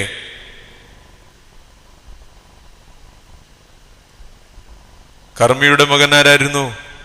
ആഖാൻ. ആരാ? ആഖാൻ. ആഖാനെ നമുക്ക് വേദപുസ്തകത്തിൽ കാണുവാനായിട്ട് സാധിക്കത്തില്ല. പക്ഷേ സഹീർ ഖാൻ ആരാണെന്നോ, സൽമാൻ ഖാൻ ആരാണെന്നോ, ഷാരൂഖ് ഖാൻ ആരാണെന്നോ ഒക്കെ ചോദിച്ചാൽ എല്ലാവർക്കും അറിയാം. കർമ്മിയുടെ മകനായ ആഖാൻ. അവൻ എന്ത് ചെയ്തു? അശുദ്ധാത്മിക വസ്തു എടുത്ത് പാളയത്തിൽ കുഴിച്ചിട്ടു. 200 ശെക്കേൽ വെള്ളി, 50 ശെക്കേൽ തൂക്കമുള്ള ഒരു പൊൻകട്ടി അവൻ മോഹിച്ച് പാളയത്തിന്റെ നടുവിൽ കുഴിച്ചിട്ടു. അതുകൊണ്ടാണ് ആര് തോറ്റുപോയത്? യോശുവയുടെ സൈന്യം ഹായി പട്ടണം പിടിച്ചടക്കുവാൻ പോയപ്പോൾ തോറ്റുപോയത്. ഒരു വ്യക്തി ചെയ്ത പാപത്തിന്റെ ഫലമായി, ആഖാൻ എന്ന ഒരു വ്യക്തി ചെയ്ത പാപത്തിന്റെ ഫലമായി ഒരു കുടുംബം മുഴുവനും എങ്ങനെ മരിച്ചത്? ആഖാനെയും കുടുംബത്തെ എങ്ങനെ കൊന്നു യോശുവ? കല്ലെറിഞ്ഞ് കൊന്നു. ഒരു താഴ്വരയിൽ കൊണ്ടുപോയി ആഖാനെയും കുടുംബത്തെയും കല്ലെറിഞ്ഞു കൊന്നു. യോശുവ ഗോത്രമായി ഓരോരുത്തരെയും വിളിച്ചു. ആരാണ് ഈ തെറ്റ് ചെയ്തതെന്ന് ചോദിച്ചപ്പോൾ ഈ കർമ്മിയുടെ മകനായ ആഖാൻ പൂർണ്ണമായും സമ്മതിച്ചു. അങ്ങനെ ഈ ആഖാനെയും അവന്റെ കുടുംബത്തെയും ഒരു താഴ്വരയിൽ കൊണ്ടുപോയി കല്ലെറിഞ്ഞ് തീ വെച്ച് കൊന്നു. ആ താഴ്വരയ്ക്ക് പേരാണ് ആഖോർ താഴ്വര. ഒരു വ്യക്തി ചെയ്ത പാപത്തിന്റെ ഫലമായി ഒരു കുടുംബം മുഴുവനും നഷ്ടപ്പെട്ടു പോകുകയാണ്. ഒരു വ്യക്തി ചെയ്ത പാപത്തിന്റെ ഫലമായി ഒരു കുടുംബം മുഴുവനും നഷ്ടപ്പെട്ടു പോകുകയാണ്.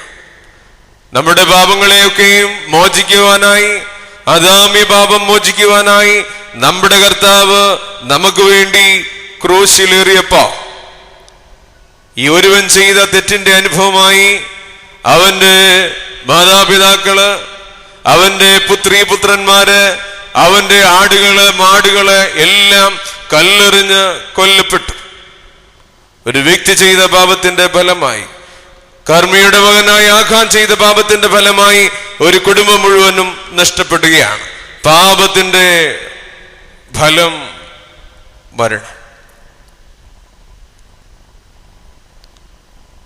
കർത്താവിൽ പ്രിയമുള്ളവരെ, ഈ പരിശുദ്ധ നോമ്പിന്റെ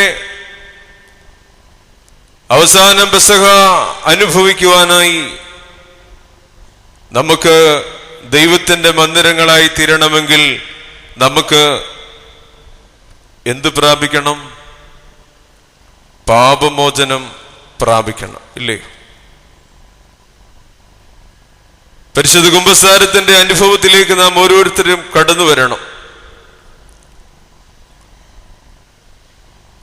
ഇനിയുള്ള ആഴ്ചകളിൽ കുമ്പസാരത്തിന്റെ ദിവസങ്ങളാണ്. ദാവീദ് പാപം ചെയ്തു, ചുമ്മാതെ നടന്നപ്പോ അവന്റെ ഉള്ളിൽ ദുഷ്ടത കടന്നുകൂടി.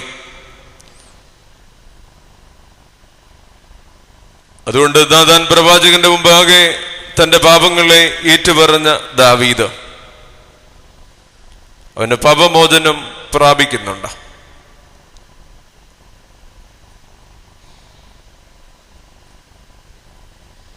വിശുദ്ധ കുർബാനയിൽ, ആരാധനയിൽ നാം സംബന്ധിക്കുമ്പോ,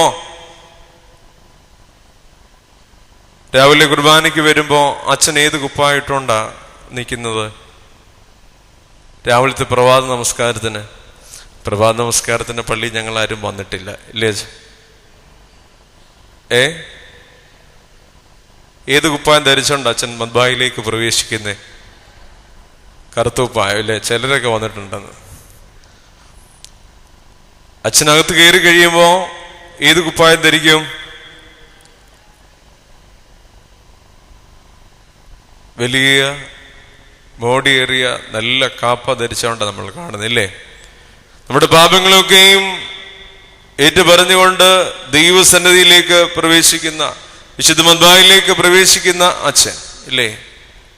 ഒരു മുടിയനായ പുത്രൻ തന്റെ അപ്പന്റെ അടുക്കിലേക്ക് കടന്നു വരുമ്പോ, അപ്പാ, ഞാൻ സ്വർഗത്തോടും നിന്നോടും പാപം ചെയ്തു, നിന്റെ മകനെന്ന് വിളിക്കപ്പെടുവാൻ ഞാൻ യോഗ്യനല്ല, നിന്റെ ഭവനത്തിൽ ഒരു കൂലിക്കാരനെ പോലെ എന്നെ ആക്കി തീർക്കണമേ എന്ന് പറയുമ്പോ അപ്പൻ ആ മകനെ ചേർത്ത് പിടിച്ച് അവനെ ചുംബിച്ച് അവന് മോടിയേറിയ വസ്ത്രവും കാലിൽ ചെരുപ്പും അണിയിക്കുന്നുണ്ട്, ഇല്ലയോ?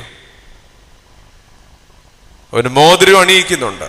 അത് കഴിഞ്ഞ് വലിയൊരു വിരുന്ന് ഒരുക്കുന്നുണ്ട്, ഇല്ലയോ? മോചനമദീനായി പാപികളെ വരുവീൻ, യാചിപ്പീൻ, മുട്ടും നോർക്കോദൂരം നീടുമേനാഥൻ തൻവാതിൽ,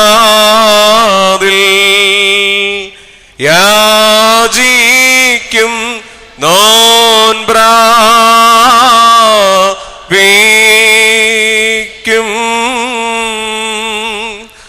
അന്വേഷിപ്പോൻ കൈ കൊള്ളും.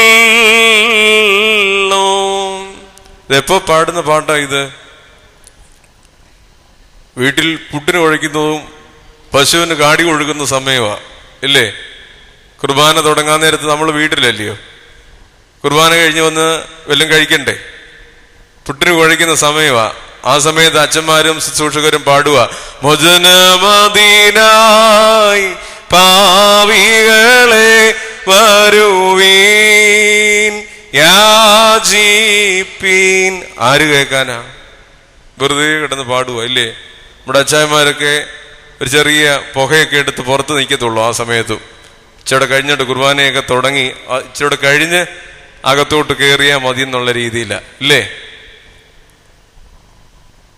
പാപികളായ നമുക്ക് വേണ്ടി അനുദപിച്ചു വരുന്ന എനിക്കും നിങ്ങൾക്ക് വേണ്ടി ഒരുക്കിയിരിക്കുന്ന വലിയ വിരുന്നാണെന്ത്? എന്താ? വിശുദ്ധ കുർബാന. ഈ വിശുദ്ധ കുർബാന അനുഭവിക്കണമെങ്കിൽ നമുക്ക് ആ പാപത്തിന്റെ ബന്ധനങ്ങളെ പൊട്ടിച്ചു കളയുവാനായിട്ട് സാധിക്കണം. അങ്ങനെ ആ പാപത്തിന്റെ ബന്ധനങ്ങളെ പൊട്ടിക്കണമെങ്കിൽ നമുക്കൊരു വാൾ നമ്മുടെ ജീവിതത്തിൽ ഉണ്ടായിരിക്കണം.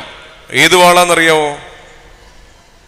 ആത്മാവിന്റെ ഫലങ്ങളാകുന്ന വാൾ നമ്മുടെ ജീവിതത്തിൽ ഉണ്ടായിരിക്കണം. ശുഭചിഹ്നം താൻ ശ്ലീബാ വിജയ കൊടിതാ ശ്ലീബാ നമ്മെ രക്ഷിച്ചിടും ശ്ലീബായിൽ പുകഴും നൂനാൻ. എപ്പോ പാടിയ പാട്ടാ ഇത്? എൻ്റെ അച്ഛാ, ഞങ്ങളുടെ കൈകളൊക്കെ വിറച്ച് മുട്ടടിച്ച് നിന്ന സമയമായത്. അയ്യോ, ഞാൻ അവന് എൻ്റെ തല വെച്ച് തല കുനിച്ച് കൊടുക്കുന്ന സമയമാണ്, ഇല്ലേ? അതുകൊണ്ട് അച്ഛൻ പാടിയതോ കൊയറുകാർ പാടിയതോ ഒന്നും ഞങ്ങൾ ശ്രദ്ധിച്ചില്ല. ഞങ്ങളിങ്ങനെ അവിടെ മുട്ടടിച്ച് നിന്നതാ. എൻ്റെ കർത്താവേ, ഞാൻ എൻ്റെ ജീവിതം ഇത്രയും നാളും വേറെ ആർക്കോ വേണ്ടി ആഗ്രഹിച്ചിരുന്നതാണ്. എൻ്റെ മാതാപിതാക്കളുടെ നിർബന്ധം മൂലം ഈ മനുഷ്യന് ഞാൻ തലവെച്ച് കൊടുക്കുന്നേ, ഇല്ലേ? എൻ്റെ കർത്താവേ, ഇവളാടെയൊക്കെ പുറകെ പോയതാണ്. എങ്കിലും ഒരു കുടുംബ ജീവിതമൊക്കെ വേണ്ടേ? ഇനിയും സന്തോഷത്തോടെ ഇവളെ ഞാനങ്ങ് നോക്കിക്കൊള്ളാമേ. ഇതൊക്കെ ആലോചിച്ച് പ്രയാസപ്പെട്ട് നിന്നതും കൊയറുകാരൊക്കെ മനോഹരമായി പാടിയത് കൊണ്ടൊക്കെയും ഞങ്ങൾ ആ പാട്ട് ഇതുവരെയും ശ്രദ്ധിച്ചിട്ടില്ല, ഇല്ലേ? ഏത് സമയത്താ ഇത്? മിന്നു കെട്ടുമ്പോഴാ, ഇല്ലേ? എന്താ കെട്ടിയിരിക്കുന്നത് ഇതുവരെ നോക്കിയിട്ടുണ്ടോ? നമ്മുടെ അച്ചായന്മാരൊക്കെയും മിന്നു കെട്ടിയതല്ലാതെ ഇന്ന് വരെ അത് എന്നാ സംഭവം എന്ന് പോലും നോക്കിയിട്ടില്ല. കാരണം മിന്നിന് നൂലിടുന്നൊക്കെയും ബന്ധുക്കാരോ അമ്മാച്ചന്മാരോ അപ്പനോനൊക്കെ ആയിരിക്കും. അതുകൊണ്ട് ഈ സംഭവം അച്ഛൻ കൈ കൊടുത്തു കെട്ടിയെന്നല്ലാതെ ഈ കെട്ടിയ മിന്നുതാലി ആരെങ്കിലും പൊട്ടിച്ചോണ്ട് പോയിട്ടുണ്ടോ എന്ന് പോലും ഇതുവരെ നോക്കി കാണത്തില്ല. കാരണം പകുതിയും പേരുടെ കാണത്തില്ല, പിന്നെ പകുതിയും ഒടിഞ്ഞു പോയി കാണും. പല്ലുകുത്താൻ ഉപയോഗിക്കുന്ന സാധനമാണ് ഇവള്. സ്ത്രീകൾ ചിലരൊക്കെ ഇതങ്ങ് ഊരി മാറ്റി കാണും, ഇല്ലേ? കാരണം എന്തിനാ ഇതൊക്കെ അന്ന് കെട്ടിയെന്നല്ലാതെ എന്തുകൊണ്ട് ഇത് പ്രയോജനമെന്ന് ചിന്തിച്ച് ഇത് ഊരി മാറ്റി വെച്ച് ഷോയ്ക്കുള്ള മാലയൊക്കെ ഇട്ടുകൊണ്ട് നടക്കുന്നവർ കാണും, ഇല്ലേ? എന്താ ഈ മിന്നിനകത്തുള്ളേ? എങ്ങനെ ഇതുണ്ടാക്കിയിരിക്കുന്നേ? മുത്തുകൾ കൊണ്ടാ, ഇല്ലേ? നോക്കണം. ഇപ്പൊ ആരും നോക്കണ്ട, ഇനി വീട്ടിൽ ചെന്നിട്ട് നോക്കിയാൽ മതി. എങ്ങനെ ഉണ്ടായിരിക്കുന്നേ? മുത്തുകൾ കൊണ്ടാ, ഇല്ലേ? എത്ര മുത്തുകളുണ്ട്? സൂക്ഷിച്ചു വേണം പറയാൻ മുത്തുകൾക്ക്. തെറ്റിപ്പോയാൽ നമ്മുടെ കുടുംബജീവിതത്തിന് ആ പ്രശ്നം വരുന്നത്. ചിലയിടത്ത് 7 ഉള്ളൂ, അതാണ് അവരുടെ കുടുംബജീവിതത്തിന്റെ പ്രശ്നം. എത്ര മുത്തുകളാ?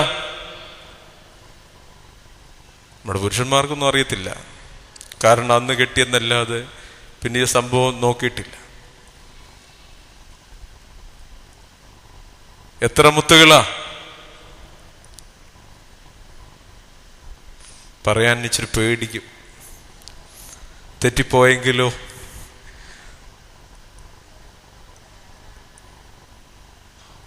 ആത്മാവിന്റെ ഫലങ്ങളാ. എത്ര മുത്തുകളാ? 9 മുത്തുകൾ. ഒന്ന് നോക്കി, നോക്കണ്ട, പലതും പറഞ്ഞു പോയി കാണും. നമ്മുടെ ജീവിതത്തിന്റെ ഈ ലോകമാകുന്ന ജീവിതത്തിൽ നമ്മുടെ പല മുത്തുകളും നഷ്ടപ്പെട്ടുകൊണ്ടിരിക്കുക. ഈ ആത്മാവിന്റെ 9 ഫലങ്ങൾ നമ്മുടെ ജീവിതത്തിൽ ഉണ്ടെങ്കിൽ മാത്രമേ നമുക്ക് ആരായി തീരുവാൻ സാധിക്കത്തുള്ളൂ?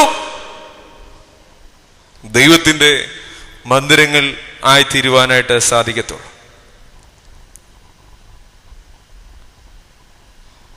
പലപ്പോഴും നമ്മുടെ ജീവിതത്തിൽ ഈ 9 മുത്തുകൾ കാണത്തില്ല. ചിലപ്പം സ്നേഹം കാണത്തില്ല. ഭാര്യയെ വിളിക്കും മോളെ ചക്കരയെന്നൊക്കെ ഫോണിൽ കൂടെ ഒക്കെ വിളിക്കും, വേറെയും ആൾക്കാരെ വിളിക്കും മോളെ. അപ്പോൾ യഥാർത്ഥത്തിൽ സ്നേഹമുണ്ടോ? അച്ചായന്മാരോട് ഇങ്ങനെ തന്നെയാ, ചായ ഞാനില്ലാത്തോണ്ട് എന്തൊരു പ്രയാസമാണെന്നറിയാമോ? അതുപോലെ തന്നെ വേറെ അച്ചായന്മാരെയും വിളിക്കും അച്ചായാന്ന്, അല്ലേ? അപ്പോൾ യഥാർത്ഥമായ സ്നേഹം കുടുംബജീവിതത്തിൽ ഉണ്ടോ? മക്കൾക്ക് അപ്പനോടുണ്ടോ? അപ്പന് മക്കളോടുണ്ടോ? കുടുംബജീവിതത്തിൽ ഈ സ്നേഹം, അല്ലേ? ഏതൊക്കെയാ ഈ ഫലങ്ങളെന്ന് പറഞ്ഞേ? സ്നേഹം, സന്തോഷം, സമാധാനം, ദീർഘക്ഷമ, ദയ, പരോപകാരം, ദയ, വിശ്വസ്തത, എന്തിനു ചെയ്യും? ഈ 9 ഫലം, ഈ 9 മുത്തുകളുണ്ടോ? അതുകൊണ്ടാണ് എല്ലാവരും 7, 6, 4, 3, അല്ലേ? നമ്മുടെ ജീവിതത്തിൽ, എന്റെ നിങ്ങളുടെ ജീവിതത്തിൽ ഈ ആത്മാവിന്റെ 7 ഫലങ്ങളുമില്ല. അവിടെയാണ് നമ്മുടെ കുടുംബജീവിതത്തിന്റെ പ്രശ്നങ്ങൾ ആരംഭിക്കുന്നത്. നമ്മുടെ കുടുംബജീവിതത്തിൽ രൂത്തും നവോമിയും പോലെ ആയിത്തീരണം, അല്ലേ? ആരാ രൂത്തും നവോമി?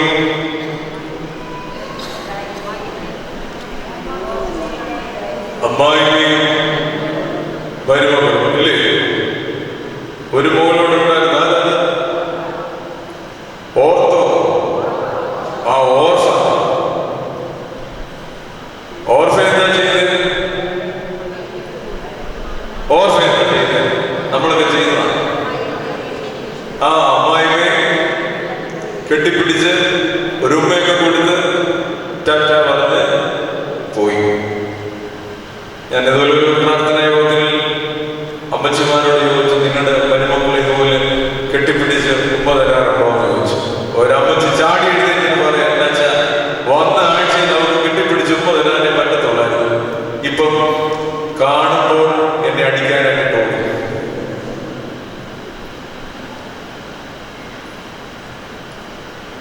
ജീവിതത്തിന്റെ പ്രശ്നങ്ങൾ, സ്നേഹമാകുന്ന പത്തുകൾ നഷ്ടപ്പെട്ടു പോകുന്ന ഈ കാലങ്ങളിൽ രൂത്തിനെയും നവോമിയും പോലെ ആയിരിക്കണം, അല്ലേ? രൂത്ത് എന്താ പറഞ്ഞേ? നിന്റെ ദൈവം എന്റെ ദൈവം, നിന്റെ ജനം എന്റെ ജനം, നീ മരിക്കുന്നിടത്ത് ഞാനും മരിക്കും, ഇല്ലേ? അതാണ് രൂത്ത്, അല്ലേ? രൂത്തും നവോമിയും അമ്മയും മകളും ആയിത്തീർന്നു, അല്ലേ? പലപ്പോഴും നമ്മുടെ ജീവിതത്തിൽ, നമ്മുടെ കുടുംബത്തിൽ അമ്മയും മകളെന്ന് പറയാനായിട്ട് പറ്റുന്നില്ല, അല്ലേ? ഇതെന്റെ അച്ചായന്റെ അമ്മ എന്നാ പറയുന്നത്, അല്ലേ? ഇതെന്റെ മോടെ ഭർത്താവ്, അല്ലേ? ഇതെന്റെ മോടെ മോള്. രൂത്തും നവോമിയും പോലെ ഇതെന്റെ അമ്മ, ഇതെന്റെ അപ്പൻ, അല്ലെങ്കിൽ ഇതെന്റെ അച്ചായന്റെ അമ്മയെന്ന് പറയും, അല്ലേ? ഇതെന്റെ മോള്, എൻ്റെ മോൻ കെട്ടിക്കൊണ്ട് വന്നാന്ന്, അല്ലേ? ഈ പിള്ളേരുടെ അമ്മയാണ്. ഇങ്ങനെയൊക്കെയാ പറയുന്നത്. കുടുംബജീവിതത്തിൽ രൂത്തും നവോമിയും പോലെ ആയിത്തീരണം, അമ്മയും മകളുമായി തീരണം. എങ്കിൽ മാത്രമേ കുടുംബജീവിതത്തിൽ, അല്ലെങ്കിൽ നമുക്ക് ആത്മാവിന്റെ ഫലങ്ങളെ പുറപ്പെടുവിക്കുന്ന മക്കളായി തീരുവാനായിട്ട് സാധിക്കത്തുള്ളൂ. രണ്ട് സഹോദരന്മാർ അവരുടെ സ്നേഹം പങ്കിട്ടെടുത്താണ് ദാവീദ് ദേവാലയം പണിയുവാനായിട്ട് ആഗ്രഹിച്ചത്. രണ്ട് സഹോദരന്മാർ കൃഷി,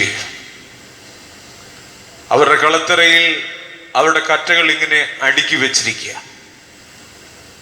രണ്ടുപേരും സന്ധ്യയ്ക്ക് വീട്ടിൽ പോയി ഉറങ്ങാൻ കിടക്കുമ്പോ ഒരു സഹോദരന് ഒരു സംശയം, എൻ്റെ സഹോദരന്റെ കളത്തിലെ കറ്റ കുറഞ്ഞു പോയിട്ടുണ്ടോ?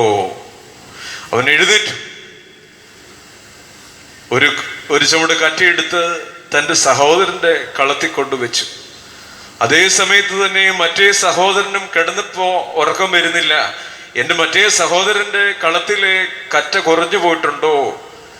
അവനും എഴുന്നേറ്റ് കറ്റ ചുമ്മി തൻ്റെ മറ്റേ സഹോദരന്റെ കളത്തിൽ കൊണ്ടുവച്ചു. പിറ്റേ ദിവസം നോക്കുമ്പോൾ രണ്ടുപേരുടെയും കളത്തിലെ കറ്റ കുറഞ്ഞു പോയിട്ടില്ല. പിറ്റേ ദിവസവും സന്ധ്യയ്ക്ക് ഇതുപോലെ തൻ്റെ സഹോദരന്മാര്, ഈ രണ്ട് സഹോദരന്മാരും കറ്റ ചുമന്നുകൊണ്ട് കളത്തിലേക്ക് പോകുമ്പോൾ ആ കറ്റകൾ കൂട്ടിമുട്ടി നിലത്ത് വീണ സ്ഥലത്താണ് ദാവീദ് ദേവാലയം പണിയുവാനായിട്ട് ഒരുക്കുന്നത്. ശലോമോൻ ദേവാലയം പണിയുന്നത് ആ ഇബുസായിന്റെ കളത്തറയിലാണ്. അതുകൊണ്ട് ഹുത്തുമേ പാടുന്നുണ്ട്, ഇബുസായിന്റെ കളത്തറയിൽ കർത്താവേ തിരുഹിതമാർന്ന ശിതിബാലക നിബിദാവീദിൻ പരിപാവനമാം ബലി പോലെ. ശിതിപാലകനായ ദാവീദ് ദേവാലയം പണിയുവാനാണ് ആഗ്രഹിക്കുന്നത്. രണ്ട് സഹോദരന്മാരുടെ സ്നേഹത്തിന്റെ പങ്കിടിയിലാണ്. നമ്മുടെയൊക്കെയും കുടുംബജീവിതത്തിലേക്ക് നോക്കുമ്പോൾ സഹോദരങ്ങൾ തമ്മിൽ പങ്കിടുവാനായിട്ട് സാധിക്കുന്നുണ്ടോ? നമുക്ക് സഹോദരങ്ങൾ തമ്മിൽ പങ്കിടുവാൻ സാധിക്കാത്തത് കൊണ്ടാണ് ആ ദൈവിക സ്നേഹത്തെ രുചിച്ചറിയുവാനായിട്ട് നമുക്ക് സാധിക്കാത്തത്. കൂടുമ്പോൾ ഇമ്പമുള്ളതായിരിക്കണം കുടുംബം. പക്ഷെ ഇപ്പോൾ കൂടുമ്പോ എന്താ ഉണ്ടാവുന്നേ? ഭൂകമ്പം ഉണ്ടാകും. അതുകൊണ്ട് മിക്കവാറും മാതാപിതാക്കൾ പറയും, ഒന്നിച്ചു വരാതിരിക്കുന്നതാ നല്ലത്. കർത്താവിൽ പ്രിയമുള്ളവരെ,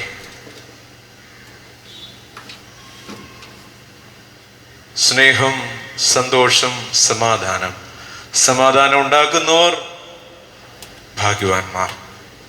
അവർ ദൈവത്തിൻ്റെ പുത്രന്മാരെന്ന് വിളിക്കപ്പെടും. നിരപ്പിൻ്റെതായ അവസ്ഥ ഇല്ലേ? സ്ത്രീകളൊക്കെ ഉപ്പൂറ്റി പൊങ്ങിയ ചെരുപ്പിട്ടുകൊണ്ട് നടക്കത്തില്ലേ? അങ്ങനെയുള്ള ചെരുപ്പ് ഒരെണ്ണം മാത്രം ഇട്ടുകൊണ്ട് നടന്നാലത്തെ അവസ്ഥയെന്ന് ഓർത്തേ. എന്ത് ചെയ്യും? ഒരു ചെരുപ്പ് മാത്രം ഇട്ടുകൊണ്ട് നടക്കുവാനുള്ള അവസ്ഥ എന്ത് പറ്റും? ചെങ്കുത്തി താഴെ വീഴും, ഇല്ലേ? നിരപ്പിൻ്റെതായ അവസ്ഥ നമ്മുടെ ജീവിതത്തിൽ ഉണ്ടായെങ്കിൽ മാത്രമേ നമുക്ക് ആരായി തീരുവാൻ സാധിക്കത്തുള്ളൂ? ദൈവത്തിന്റെ മന്ദിരങ്ങളായി ആത്മാവിന്റെ ഫലം പുറപ്പെടുവിക്കുന്നവരായി തീരുവാനായിട്ട് എനിക്ക് നിങ്ങൾക്കും സാധിക്കത്തുള്ളൂ. സൗമ്യത, അല്ലേ? സൗമ്യതയുള്ളവർ ഭാഗ്യവാന്മാർ. മോശയെ പോലെ സൗമ്യമായ ജീവിതം നടത്തിയിട്ടുള്ളവര് ഭൂമിയിൽ ഉണ്ടായിട്ടില്ല എന്നാണ് വേദപുസ്തകം പഠിപ്പിക്കുന്നത്. വിനയമുള്ള ജീവിതം മദർ തെരേസയെ പോലെ 1936 ഒരു ആംഗ്ലിക്കൻ മിഷണറി ആയിരുന്ന ഹെർബർട്ട് പെക്കൻഹാം വാൽഷ്, ആ പിതാവ് ആംഗ്ലിക്കൻ ഹൈ ചർച്ചിന്റെ ഒരു പിതാവായിരുന്നു. ഈ പിതാവ് കൽക്കട്ട ബിഷപ്പ് കോളേജിന്റെ പ്രിൻസിപ്പാളായിരുന്നു. ഈ പിതാവും അദ്ദേഹത്തിന്റെ വൈഫും, അദ്ദേഹം അവിടുന്ന് റിട്ടയർഡ് ആയതിനു ശേഷം ഔട്ട്സൈഡ് കേരളയിൽ ആദ്യത്തെ ഒരു ആശ്രമം സ്ഥാപിക്കണമെന്ന് അവരുടെ ഒരു ആഗ്രഹം. നമ്മുടെ മലങ്കര സഭയിലെ 2 സെമിനാരി വിദ്യാർത്ഥികൾ കൽക്കട്ടയിൽ പഠിക്കുന്നുണ്ടായിരുന്നു. അവരോടുകൂടെ ചേർന്ന് ഈ പിതാവ് കോയമ്പത്തൂരിനടുത്ത് ഒരു 15 കിലോമീറ്ററിന് അപ്പുറത്ത് തടാകം എന്ന സ്ഥലം വന്ന് കണ്ടുപിടിച്ചു. വെറും പട്ടിക്കാടായിരുന്നു അന്നത്തെ കാലത്ത്. അയർലൻഡുകാരനായിരുന്നു, ഒരു ഇംഗ്ലീഷുകാരനായിരുന്നു എന്ന് വിചാരിക്കണം. ആ മനുഷ്യൻ, ആ പിതാവ് താമസിച്ചത് വെറും സാധാരണക്കാരുടെ ഇടയിലേക്ക് പോയി പ്രവർത്തിച്ചു. അവരിൽ ഒരാളായിട്ട് ജീവിച്ചു. അവർ കഴിക്കുന്ന ഭക്ഷണം, ഇംഗ്ലീഷുകാരന് സായിപ്പാന്ന് വിചാരിച്ചോണം, അവർ കഴിക്കുന്ന സാധാരണ ഭക്ഷണം, ഒരു ചെറിയ വസ്ത്രമൊക്കെ ധരിച്ച് വെറും ലളിതമായ ജീവിതം നയിച്ച ഒരു വലിയ പിതാവ്. അതിനേക്കാൾ അപ്പുറമായി നമ്മുടെ പരിമല തിരുമേനിയെ പോലൊക്കെ പ്രാർത്ഥനാ ജീവിതമുള്ള ഒരു വലിയ മനുഷ്യനായിരുന്നു ബിഷപ്പ് വാൽഷ്. അതും ഏറ്റവും കൂടുതൽ രോഗികൾക്ക് വേണ്ടി പ്രാർത്ഥിച്ച ഒരു വലിയ പിതാവ്. ലോകത്തിന്റെ പല ഭാഗത്തിൽ നിന്നും ഈ പിതാവിന് എഴുത്തുകൾ അയക്കും, രോഗവിവരണം പറഞ്ഞ്. ഈ പിതാവ് അവർക്ക് വേണ്ടി മറുപടി അയക്കുകയും അവർക്ക് വേണ്ടി ആ ചാപ്പലിൽ ഇരുന്ന് പ്രാർത്ഥിക്കുകയും ചെയ്യും. അന്നത്തെ കാലത്ത് പോസ്റ്റ് ഓഫീസിൽ പോകണമെങ്കിൽ 15 കിലോമീറ്റർ ഈ ബിഷപ്പ് സൈക്കിൾ ചവിട്ടിയാവിക്കൊണ്ടിരുന്നത്. ദിവസവും എഴുത്തുകൾ അനേകം പോസ്റ്റ് ഓഫീസിൽ വരും. ഈ പിതാവ് ദിവസവും സൈക്കിൾ ചവിട്ടി പോസ്റ്റ് ഓഫീസിൽ പോയി എഴുത്തുകൾ മേടിച്ചുകൊണ്ട് വന്ന് ഈ രോഗികൾക്ക് വേണ്ടി അവരുടെ കാര്യങ്ങളൊക്കെയും ഒരു ഡയറിയിൽ എഴുതി അവർക്ക് വേണ്ടി ഇരുന്ന് പ്രാർത്ഥിക്കും. വിശുദ്ധനായ പ്രാർത്ഥനാപരമുള്ള രോഗശാന്തിപരമുള്ള ഒരു ബിഷപ്പായിരുന്നു ബിഷപ്പ് പെക്കൻഹാം വാൽഷ്. പലർക്കും അറിയത്തില്ല ഇങ്ങനൊരു പിതാവ് നമ്മുടെ സഭയിലേക്ക് വന്നു ചേർന്ന കാര്യം. വിശുദ്ധനായി ജീവിച്ച ഒരു വലിയ പിതാവാണ് ഹെർബർട്ട് പെക്കൻഹാം വാൽഷ്. വിനയമുള്ള മനുഷ്യൻ. ഇന്ന് നമ്മുടെ മലങ്കര സഭയിൽ അങ്ങോളം ഇങ്ങോളം വന്ന് കൺവെൻഷൻ വേദികളിൽ ഈ പിതാവ് വന്ന് പ്രസംഗിച്ചിട്ടുണ്ട്. താഴ്മയോടുകൂടി ജീവിച്ച ഒരു വലിയ പിതാവായിരുന്നു ബിഷപ്പ് വാൽഷും അദ്ദേഹത്തിന്റെ വൈഫ്. അവർക്ക് മക്കളില്ല. അവർ രണ്ടുപേരും ചേർന്നാണ് ഈ ആശ്രമം സ്ഥാപിച്ചത്. കോയമ്പത്തൂരിലുള്ള സാധാരണക്കാരുടെ ഇടയിൽ ഊരുകളിൽ പോയി അവരുടെ ആവശ്യങ്ങളൊക്കെ നിർവഹിച്ച് അവരെ ബോധമുള്ളവരാക്കി. അവരെ ആരെയും ക്രിസ്ത്യാനികളാക്കാൻ പറഞ്ഞില്ല, പക്ഷെ ക്രിസ്തുവിന്റെ മാർഗം അന്ന് 1936 മുതൽ അവരൊക്കെ വഴി കാണിച്ചു കൊണ്ടിരുന്നു. ഇതാണ് ക്രിസ്തു ചെയ്ത പാത. ആ പാതയിലൂടെ നടന്നാൽ നിങ്ങൾക്ക് നല്ല മക്കളായി, ദൈവമക്കളായി തീരുവാനായിട്ട്, വിശുദ്ധിയുള്ളവരായി തീരുവാനായിട്ട് സാധിക്കുമെന്ന് ബിഷപ്പ് പഠിപ്പിച്ചു. ഇന്നത്തെ കാലത്ത് ഏകദേശം 1000 ഏക്കറോളം സ്ഥലമുണ്ടായിരുന്നു. പിന്നെ അതൊക്കെ നഷ്ടപ്പെട്ടു പോയെങ്കിലും ഈ നമ്മുടെ സഭയ്ക്ക് അത് ദാനമായി ചെയ്ത ഒരു വലിയ പിതാവാണ് ബിഷപ്പ് പെക്കൻഹാം വാൽഷ്. സമയം കിട്ടുമ്പോൾ കോയമ്പത്തൂരിലൂടെ കടന്നു പോകുമ്പോൾ ആ പിതാവിന്റെ കബറിടത്തിൽ പോയി പ്രാർത്ഥിക്കണം. രോഗികൾക്ക് അനേക സൗഖ്യം ആ പിതാവിന്റെ കബറിടത്തിൽ പോയി പ്രാർത്ഥിച്ച അനേകം പേർക്ക് അനുഗ്രഹങ്ങൾ ലഭിക്കുന്നുണ്ട്. കർത്താവിൽ പ്രിയമുള്ളവരെ, ബിഷപ്പ് ബോൾഷനെ പോലെ പ്രാർത്ഥന മല്ലന്മാരായി തീരുവാനായിട്ട്, താഴ്മയുള്ളവരായി തീരുവാനായിട്ട്, ആ പിതാവിനെ കബറടക്കുന്ന സമയത്ത് അതിനു മുമ്പ് പിതാവ് എഴുതി വെച്ചിരുന്നു, കോയമ്പത്തൂരിലുള്ള സാധാരണക്കാരെ പായ്ക്കകത്ത് ചുരുട്ടി ആണ് അടക്കുന്നത്, എന്നെയും അതുപോലെ അടക്കിയാൽ മതി എന്ന്. പായ്ക്കകത്ത് ചുരുട്ടി ആ പിതാവിനെ അടക്കി, ഒരു പെട്ടിക്കകത്ത് പോലും അല്ല വെച്ചേക്കുന്നത്. ആംഗ്ലിക്കൻ ചർച്ചിന്റെ ബിഷപ്പായിരുന്നു, ഒരു സായിപ്പായിരുന്നു. അതിനേക്കാൾ അപ്പുറം വിനയമുള്ള പ്രാർത്ഥന മനുഷ്യനായിരുന്നു. അതുകൊണ്ടാണ് ആ പിതാവ് പറഞ്ഞത്, എന്നെ സാധാരണക്കാരെ അടക്കുന്ന പോലെ അടക്കിയാൽ മതിയെന്ന്. ആ പിതാവിന്റെ പാതയിലൂടെ ജീവിച്ച ഒത്തിരി പിതാക്കന്മാരുണ്ട്. യോസേഫ്യൂസ് തിരുമേനിയും ഒസാദിയോസ് തിരുമേനിയൊക്കെ ആ പിതാവിന്റെ മാർഗം കാത്തു സൂക്ഷിച്ചവരാണ്.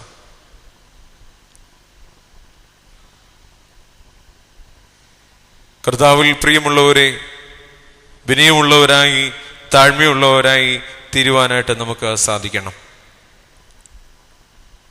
വിശ്വസ്തരായി അബ്രാഹാമിനെ പോലെ വിളിച്ചവന്റെ വിളിക്ക് യോഗ്യമാവും വണ്ണം താലന്തുകളോടുകൂടെ ജീവിക്കുവാനായിട്ട് നമുക്ക് സാധിക്കണം.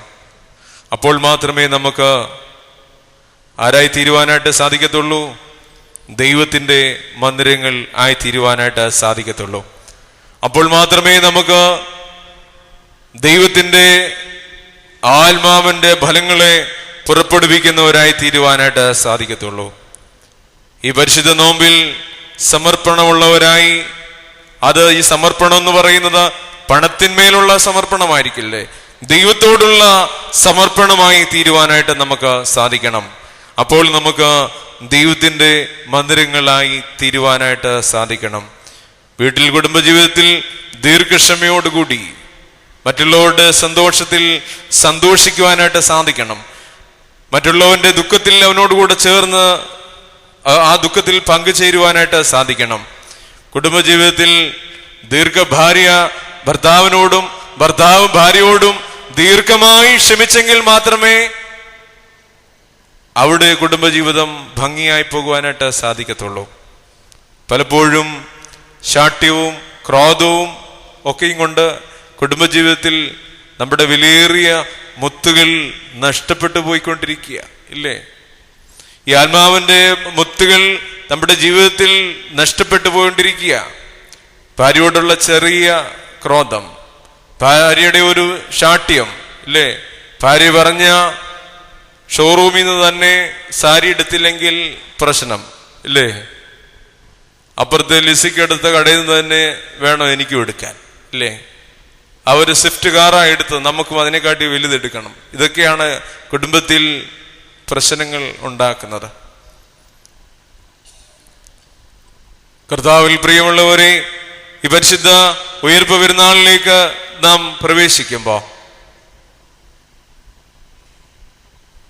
ആത്മാവിന്റെ ഫലങ്ങളെ പുറപ്പെടുവിക്കുന്നവരായി, ആത്മാവിന്റെ ഫലങ്ങളെ നമ്മുടെ ജീവിതത്തിൽ കൊണ്ടു നടക്കുന്നവരായി തീർന്നെങ്കിൽ മാത്രമേ നമുക്ക് ദൈവത്തിന്റെ മന്ദിരങ്ങൾ ആയി തീരുവാനായിട്ട് സാധിക്കത്തുള്ളൂ. ആ വലിയ വിരുന്നാണ് നമുക്ക് ഒരുക്കുന്നത്. മുടിയനായ പുത്രൻ തിരിച്ചു വന്നപ്പോ അപ്പൻ എന്ത് ചെയ്തു? വലിയൊരു വിരുന്ന് ഒരുക്കി. തന്റെ അയൽക്കാരെയും ബന്ധുക്കാരെയും ചാർച്ചക്കാരെയും ഒക്കെ വിളിച്ചു വരുത്തി അവർക്ക് ഒരു വിരുന്ന് ഒരുക്കുകയാണ്. പാപികളായ നമ്മൾക്ക് വേണ്ടി പാപമോചനം പ്രാപിച്ച്, അപ്പാ ഞാൻ സ്വർഗത്തോടും നിന്നോടും പാപം ചെയ്ത് നിന്റെ മകൻ എന്ന് വിളിക്കപ്പെടുവാൻ ഞാൻ യോഗ്യനല്ല, നിന്റെ ഭവനത്തിൽ ഒരു കൂലിക്കാരനെ പോലെയെങ്കിലും എന്നെ ആക്കി തീർക്കണമേ എന്ന് പറഞ്ഞുകൊണ്ട് വിശുദ്ധ കുമ്പസാരത്തിലൂടെ നമ്മുടെ പാപങ്ങളെ ഏറ്റുപറയുവാനായിട്ട് സാധിക്കണം. പലപ്പോഴും നമുക്ക് സാധിക്കത്തില്ല ഇല്ലയോ? കുമ്പസാരത്തിൽ എന്തുവാ ഒന്നും ചെയ്തിട്ടില്ലെന്നാ പറയുന്നത്. ചിലപ്പോൾ നമ്മൾ വിചാരിക്കും ഒരു രൂപക്കൂടെ ഉണ്ടാക്കി അവരെ അവിടെ അങ്ങ് പ്രതിഷ്ഠിക്കാം ഇല്ലേ? പക്ഷേ നമ്മൾ കുമ്പസാരിക്കും ആത്മാർത്ഥമായിട്ടൊന്ന് കുമ്പസാരിക്കുക, ദൈവസന്നിധിയിൽ അല്ലെങ്കിൽ ഒരു അച്ഛൻ്റെ മുമ്പിലല്ല, ദൈവസന്നിധിയിലുള്ള ബോധം നമുക്ക് പലപ്പോഴും നഷ്ടപ്പെട്ടു. അപ്പോഴാണ് നമുക്ക് പൂർണ്ണമായും കുമ്പസാരത്തിലേക്ക് കടന്നു വരുവാനായിട്ട് സാധിക്കാത്തത്. നമുക്ക് പൂർണ്ണമായും കുമ്പസാരത്തിലൂടെ പാപമോചനം പ്രാപിച്ച് നമുക്ക് വിശുദ്ധ കുർബാന അനുഭവിക്കുവാനായിട്ട്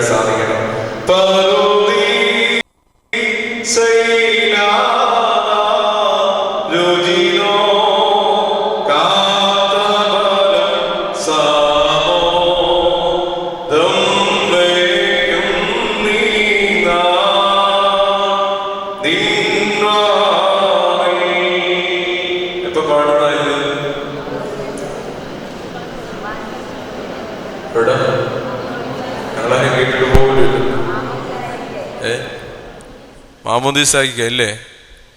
അത് കഴിഞ്ഞുള്ള പാർട്ടിയുടെ കാര്യം നമുക്ക് ചിന്ത. ഈ പാട്ട് കേൾക്കാനും ഇതെങ്ങനെയും ഇത്രയും 1 മണിക്കൂർ കൊച്ചിനെ പിടിച്ചുകൊണ്ട് നിന്നതല്ലേ, എങ്ങനെയും ഊരിപ്പോണെന്ന് കാണുമ്പോഴാ അച്ഛൻ്റെ പർദീസയിൽ നിന്നുള്ള പാട്ട് ഇല്ലേ? എപ്പോഴാ അത് പാടുന്നേ? കുഞ്ഞിന് മാമോദീസായിട്ട് കുഞ്ഞിന് കുർബാന കൊടുക്കുമ്പോൾ പാടുന്നതാണ്. പറുദീസയിലാദാം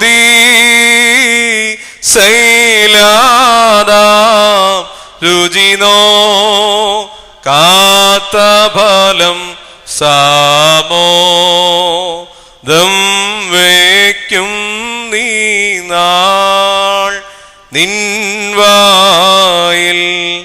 പറുദീസയില് ആദാമിന് രുചി നോക്കാൻ കിട്ടാത്ത ആ വലിയ കനിയാണ് ഇതിലൂടെ നമുക്ക് ലഭിക്കുന്നത്, വിശുദ്ധ കുർബാനയിലൂടെ ലഭിക്കുന്നത്. അനുദപിച്ച് കടന്നു വരുന്ന പാവിക്ക് വേണ്ടി ഒരുക്കിയിരിക്കുന്ന വലിയ വിരുന്നാണ് വിശുദ്ധ കുർബാന. ആ വലിയ പെസഹായിലേക്ക്, ആ ഉയർപ്പ് പെരുന്നാളിലേക്ക് നാം ഓരോരുത്തരും കടന്നു വരികയാണ്. അവനോട് ഒരുമിച്ച് പെസഹ അനുഭവിക്കണമെങ്കിൽ നമുക്ക് ആരായിത്തീരണം? ദൈവത്തിന്റെ മന്ദിരങ്ങളായി തീരണം. ആ പെസഹ ഭക്ഷിക്കുവാൻ നാം ദൈവത്തിന്റെ മന്ദിരങ്ങളായി, ആത്മാവിന്റെ ഫലങ്ങളെ പുറപ്പെടുവിക്കുന്ന മക്കളായി തീരുവാനായിട്ട് നമുക്ക് ഓരോരുത്തർക്കും സാധിക്കണം. ആ ഒരു വലിയ വിരുന്നാണ്. നമ്മുടെ ഹൃദയത്തിൽ പൂർണ്ണമായും ദൈവസന്നിധിയിലേക്ക്, കണ്ണുനീര് ദൈവസന്നിധിയിലേക്ക് ഒഴുക്കണം. ഹൃദയത്തിൽ നിന്ന് നമ്മുടെ കണ്ണുനീര് ദൈവസന്നിധിയിലേക്ക് ഒഴുകണം. അനുതാപത്തിന്റെ കണ്ണുനീര് ദൈവസന്നിധിയിലേക്ക് ഒഴുകണം. ഇതിന്റെ പഴക് അല്പം മുന്നോട്ട് നീക്കുക. നമ്മുടെ ജീവിതത്തിന്റെ ജീവിതചര്യകളെ ഈ നോമ്പിൽ അല്പം മുന്നോട്ട് നീക്കുക. അപ്പോൾ നമുക്ക് ദൈവത്തിന്റെ മന്ദിരങ്ങളായി തീരുവാനായിട്ട് സാധിക്കും. ബേൽശസ്സർ രാജാവ് ഒരു വലിയ വിരുന്ന് ഒരുക്കി അല്ലേ? ഇവിടെ നെബൂഖദ്നേസർ രാജാവ് യെരൂശലേം ദേവാലയത്തിൽ നിന്ന് കൊണ്ടുവന്നിരിക്കുന്ന പൊൻപാത്രങ്ങളിലും ഇവന് വീഞ്ഞൊഴിച്ചു കൊടുത്ത് അവർ വലിയൊരു വിരുന്ന് അവിടെ ഒരുക്കിയ. ആ വിരുന്ന് ഒരുക്കിക്കൊണ്ടിരിക്കുമ്പോ അവരുടെ ഭിത്തിയിൽ ഒരു എഴുത്ത് ഉണ്ടായി. എന്തായിരുന്നു? മെനമെനെ തേക്കൽ ഓഫർസീൻ, ഞാൻ നിന്നെ തുലാസിൽ തൂക്കി നോക്കിയിരിക്കും. എന്തുകൊണ്ടാ? യെരൂശലേം ദേവാലയത്തിൽ കൊണ്ടുവന്ന പാത്രങ്ങളിൽ, വിശുദ്ധമായ പാത്രങ്ങളിൽ ഈ ബേൽശസ്സർ രാജാവും അവന്റെ വെപ്പാട്ടികളും അവന്റെ ഭൃത്യന്മാരും ചേർന്ന് ആഘോഷങ്ങൾ പങ്കിടുമ്പോ അവന്റെ ഭിത്തിയിൽ എഴുതിയതാണ് നിന്നെ ഞാൻ തുലാസിൽ തൂക്കി നോക്കിയിരിക്കുന്നു, നിന്നെ കുറവുള്ളവനായി ഞാൻ കണ്ടിരിക്കുന്നു, നിന്റെ രാജ്യം മേദ്യർക്കും പാർസികൾക്കും ഞാൻ വിഭജിച്ച് കൊടുക്കുന്നു. എന്റെ ജീവിതത്തിൽ എന്നെ നിങ്ങളെയും കുറവുള്ളവരായി കാണുവാനായിട്ട് ഒരിക്കലും ഇടയാകരുത്. ദൈവം എന്നെ നിങ്ങളെയും സൂക്ഷിച്ചു നോക്കുമ്പോ നമ്മെ കുറവുള്ളവരായി കാണുവാനായിട്ട് ഒരിക്കലും ഇടയാകരുത്. നമ്മെ തൂക്കി നോക്കുമ്പോ നന്മയുടെ പാതയിലാണോ തിന്മയുടെ പാതയിലാണോ തൂക്കുമെന്ന് നാം ഒന്ന് സൂക്ഷിക്കണം. അപ്പോ ദൈവസന്നിധിയിൽ നമുക്ക് കുറവുള്ളവരായി കണ്ടാൽ നമുക്ക് ദൈവസന്നിധിയിൽ നല്ലവനും വിശ്വസ്തനുമായ ദാസ എന്ന വിളി കേൾക്കുവാനായിട്ട് എനിക്ക് നിങ്ങൾക്കും സാധിക്കത്തില്ല. യെശയ്യാവ് ഒരു ദർശനം കണ്ടു.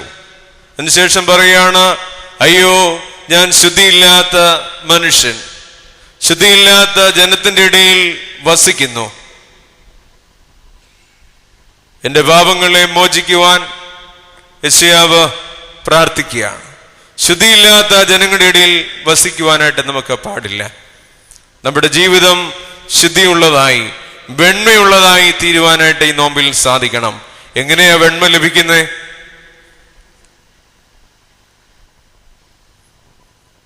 ഉജാല മുക്കുമ്പോഴാണോ?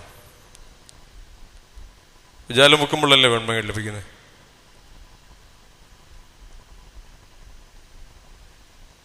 നിർമ്മലരിൽ കനിയും നിർമ്മലനാം ദേവാ, ഞങ്ങൾക്കെന്നും നൽകണമേ നിർമ്മല ഹൃദയം. നിർമ്മലമായ ഹൃദയത്തോടുകൂടി,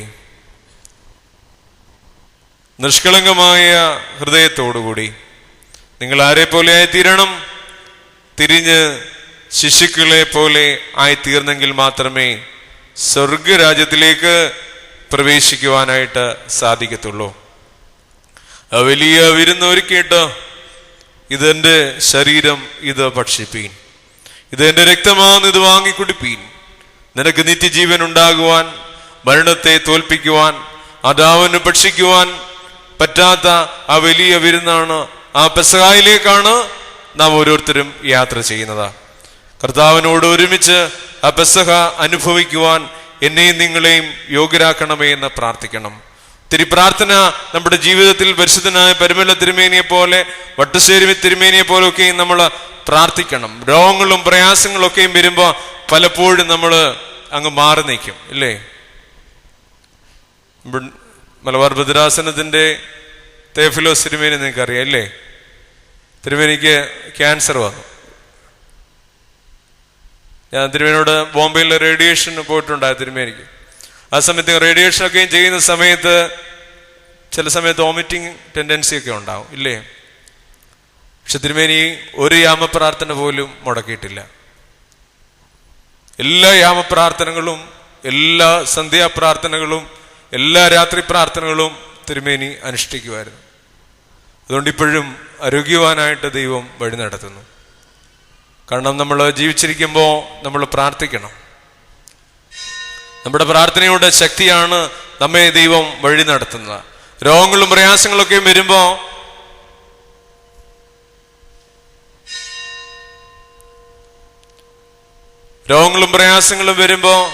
നമ്മൾ ഒരിക്കലും മാറിപ്പോകില്ലേ? നമുക്ക് ക്ഷീണമായിരിക്കും, ഇല്ലേ? രോഗങ്ങളും പ്രയാസങ്ങളൊക്കെ വരുമ്പോ നമുക്ക് മാറ്റിവെക്കാൻ പറ്റുന്നത് പ്രാർത്ഥനയാണ്. ഒരിക്കൽ പോലും നമ്മൾ മാറ്റിവെക്കരുത്. അപ്പോൾ നമുക്ക് ശക്തി കൂടുതൽ ആർജിക്കുവാനായിട്ട് നമുക്ക് സാധിക്കണം. കർത്താവിൽ പ്രിയമുള്ളവരെ, പരിശുദ്ധ പെസഹ പെരുന്നാളിലേക്ക് നമ്മൾ ഓരോരുത്തരും ഒരുങ്ങണം, പാപമോചനം പ്രാപിച്ച്. അവന്റെ ഉയർപ്പ് പെരുന്നാളിൽ അവൻ സത്യമായും ഉയർത്തെഴുന്നേറ്റു എന്ന് പറയുവാൻ തക്കവണ്ണം മഗ്ദലക്കാരത്തി മറിയയും തന്റെ ശിഷ്യന്മാരെ പോയി വിളിച്ച് പറയുവാൻ പറ്റിയതുപോലെ നമുക്ക് സാക്ഷിക്കുവാനായിട്ട് നമുക്ക് സാധിക്കണം. അവൻ സത്യമായിട്ടും ഉയർത്തെഴുന്നേറ്റു എന്ന് പറയുവാൻ തക്കവണ്ണം ആ ഉയർപ്പ് പെരുന്നാളിലേക്ക് നാം ഓരോരുത്തരും ഒരുങ്ങണം എന്ന് ഓർപ്പിക്കുകയാണ്. കർത്താവിൽ പ്രിയമുള്ളവരെ, അവനോടുകൂടെ ചേർന്ന് യെരുശലേം ദേവാലയത്തിലേക്കുള്ള വഴിയിൽ സ്ത്രീകളും കുഞ്ഞുങ്ങളും ബാലന്മാരും എല്ലാവരും യഹോവയെ രക്ഷിക്കണമേ, യഹോവയെ രക്ഷിക്കണമേ, ഹോശാന പാടിയതുപോലെ നമുക്കും ആ ഹോശാന പെരുന്നാളിൽ യഹോവയെ രക്ഷിക്കണമേ എന്നർത്ഥമുള്ള ഹോശാന പാടി, ഹുശാന പാടി അവനെ എതിരേറ്റുകൊണ്ട് കുറേനക്കാരനായ ശീമോനോട് ഒരുമിച്ച് അവന്റെ ക്രൂശ് എടുത്ത് അവനെ അനുഗമിക്കുവാൻ, ആ ക്രൂശിന്റെ സാക്ഷികളായി തീരുവാൻ, അവന്റെ ഉയർപ്പ് പെരുന്നാളിൽ അവൻ സത്യമായും ഉയർത്തെഴുന്നേറ്റു എന്ന് ഏറ്റുപറയുവാൻ തക്കവണ്ണം സർവശക്തനായ ദൈവം നമ്മളെ ഓരോരുത്തരെയും യോഗ്യരാക്കി തീർക്കട്ടെ എന്ന് പ്രാർത്ഥിച്ചുകൊണ്ട് നിർത്തുന്നു. ഈ വിശുദ്ധ ദേവാലയത്തിൽ അല്പനേരം നിങ്ങളോട് ഒരുമിച്ച് ധ്യാനം എടുക്കുവാൻ കിട്ടിയ ഈ വലിയ അവസരത്തെ ഓർത്ത് ബഹുമാനപ്പെട്ട പരിമല സെമിനാരിയുടെ മാനേജരായിരിക്കുന്ന കുര്യാക്കോസ് അച്ഛനോടും മറ്റ് എറമ്പാച്ചന്മാരോടുമുള്ള പ്രത്യേകമായ നന്ദിയും സ്നേഹവും അർപ്പിക്കുന്നു. സർവശക്തനായ ദൈവം നമ്മെ ഓരോരുത്തരെയും അനുഗ്രഹിക്കട്ടെ. നിങ്ങൾ ദൈവത്തിന്റെ മന്ദിരമെന്നും ദൈവത്തിന്റെ ആത്മാവ് നിങ്ങളിൽ വസിക്കുന്നുവെന്നും നിങ്ങൾ അറിയുന്നില്ലയോ? നാം ഓരോരുത്തരും ദൈവത്തിന്റെ മന്ദിരമാണെന്നുള്ള ബോധത്തോടുകൂടി നന്മയുടെ പാതയും തിന്മയുടെയും പാതയും തിരിച്ചറിഞ്ഞുകൊണ്ട് നന്മയുടെ പാതയിലൂടെ ജീവിക്കുവാനായിട്ട് എനിക്ക് നിങ്ങൾക്കും സാധിക്കണം. നമ്മുടെ കുറ്റങ്ങൾ കൊണ്ട്, നമ്മുടെ കുറവുകൾ കൊണ്ട് ഈ ലോകത്തിൽ, നമ്മുടെ കുടുംബത്തിൽ നഷ്ടങ്ങൾ ഉണ്ടാകുവാനായിട്ട് നമ്മൾ ഒരിക്കലും ഇടയാക്കരുത്. നന്മയുടെ പാതയിലൂടെ ജീവിച്ച് ദൈവത്തിന്റെ മന്ദിരങ്ങളായി തീരുവാൻ സർവശക്തനായ ദൈവം എല്ലാവരെയും ഇടയാക്കട്ടെ എന്ന് പ്രാർത്ഥിച്ചുകൊണ്ട് നിർത്തുന്നു. ദൈവം എല്ലാവരെയും വാഴ്ത്തി അനുഗ്രഹിക്കട്ടെ.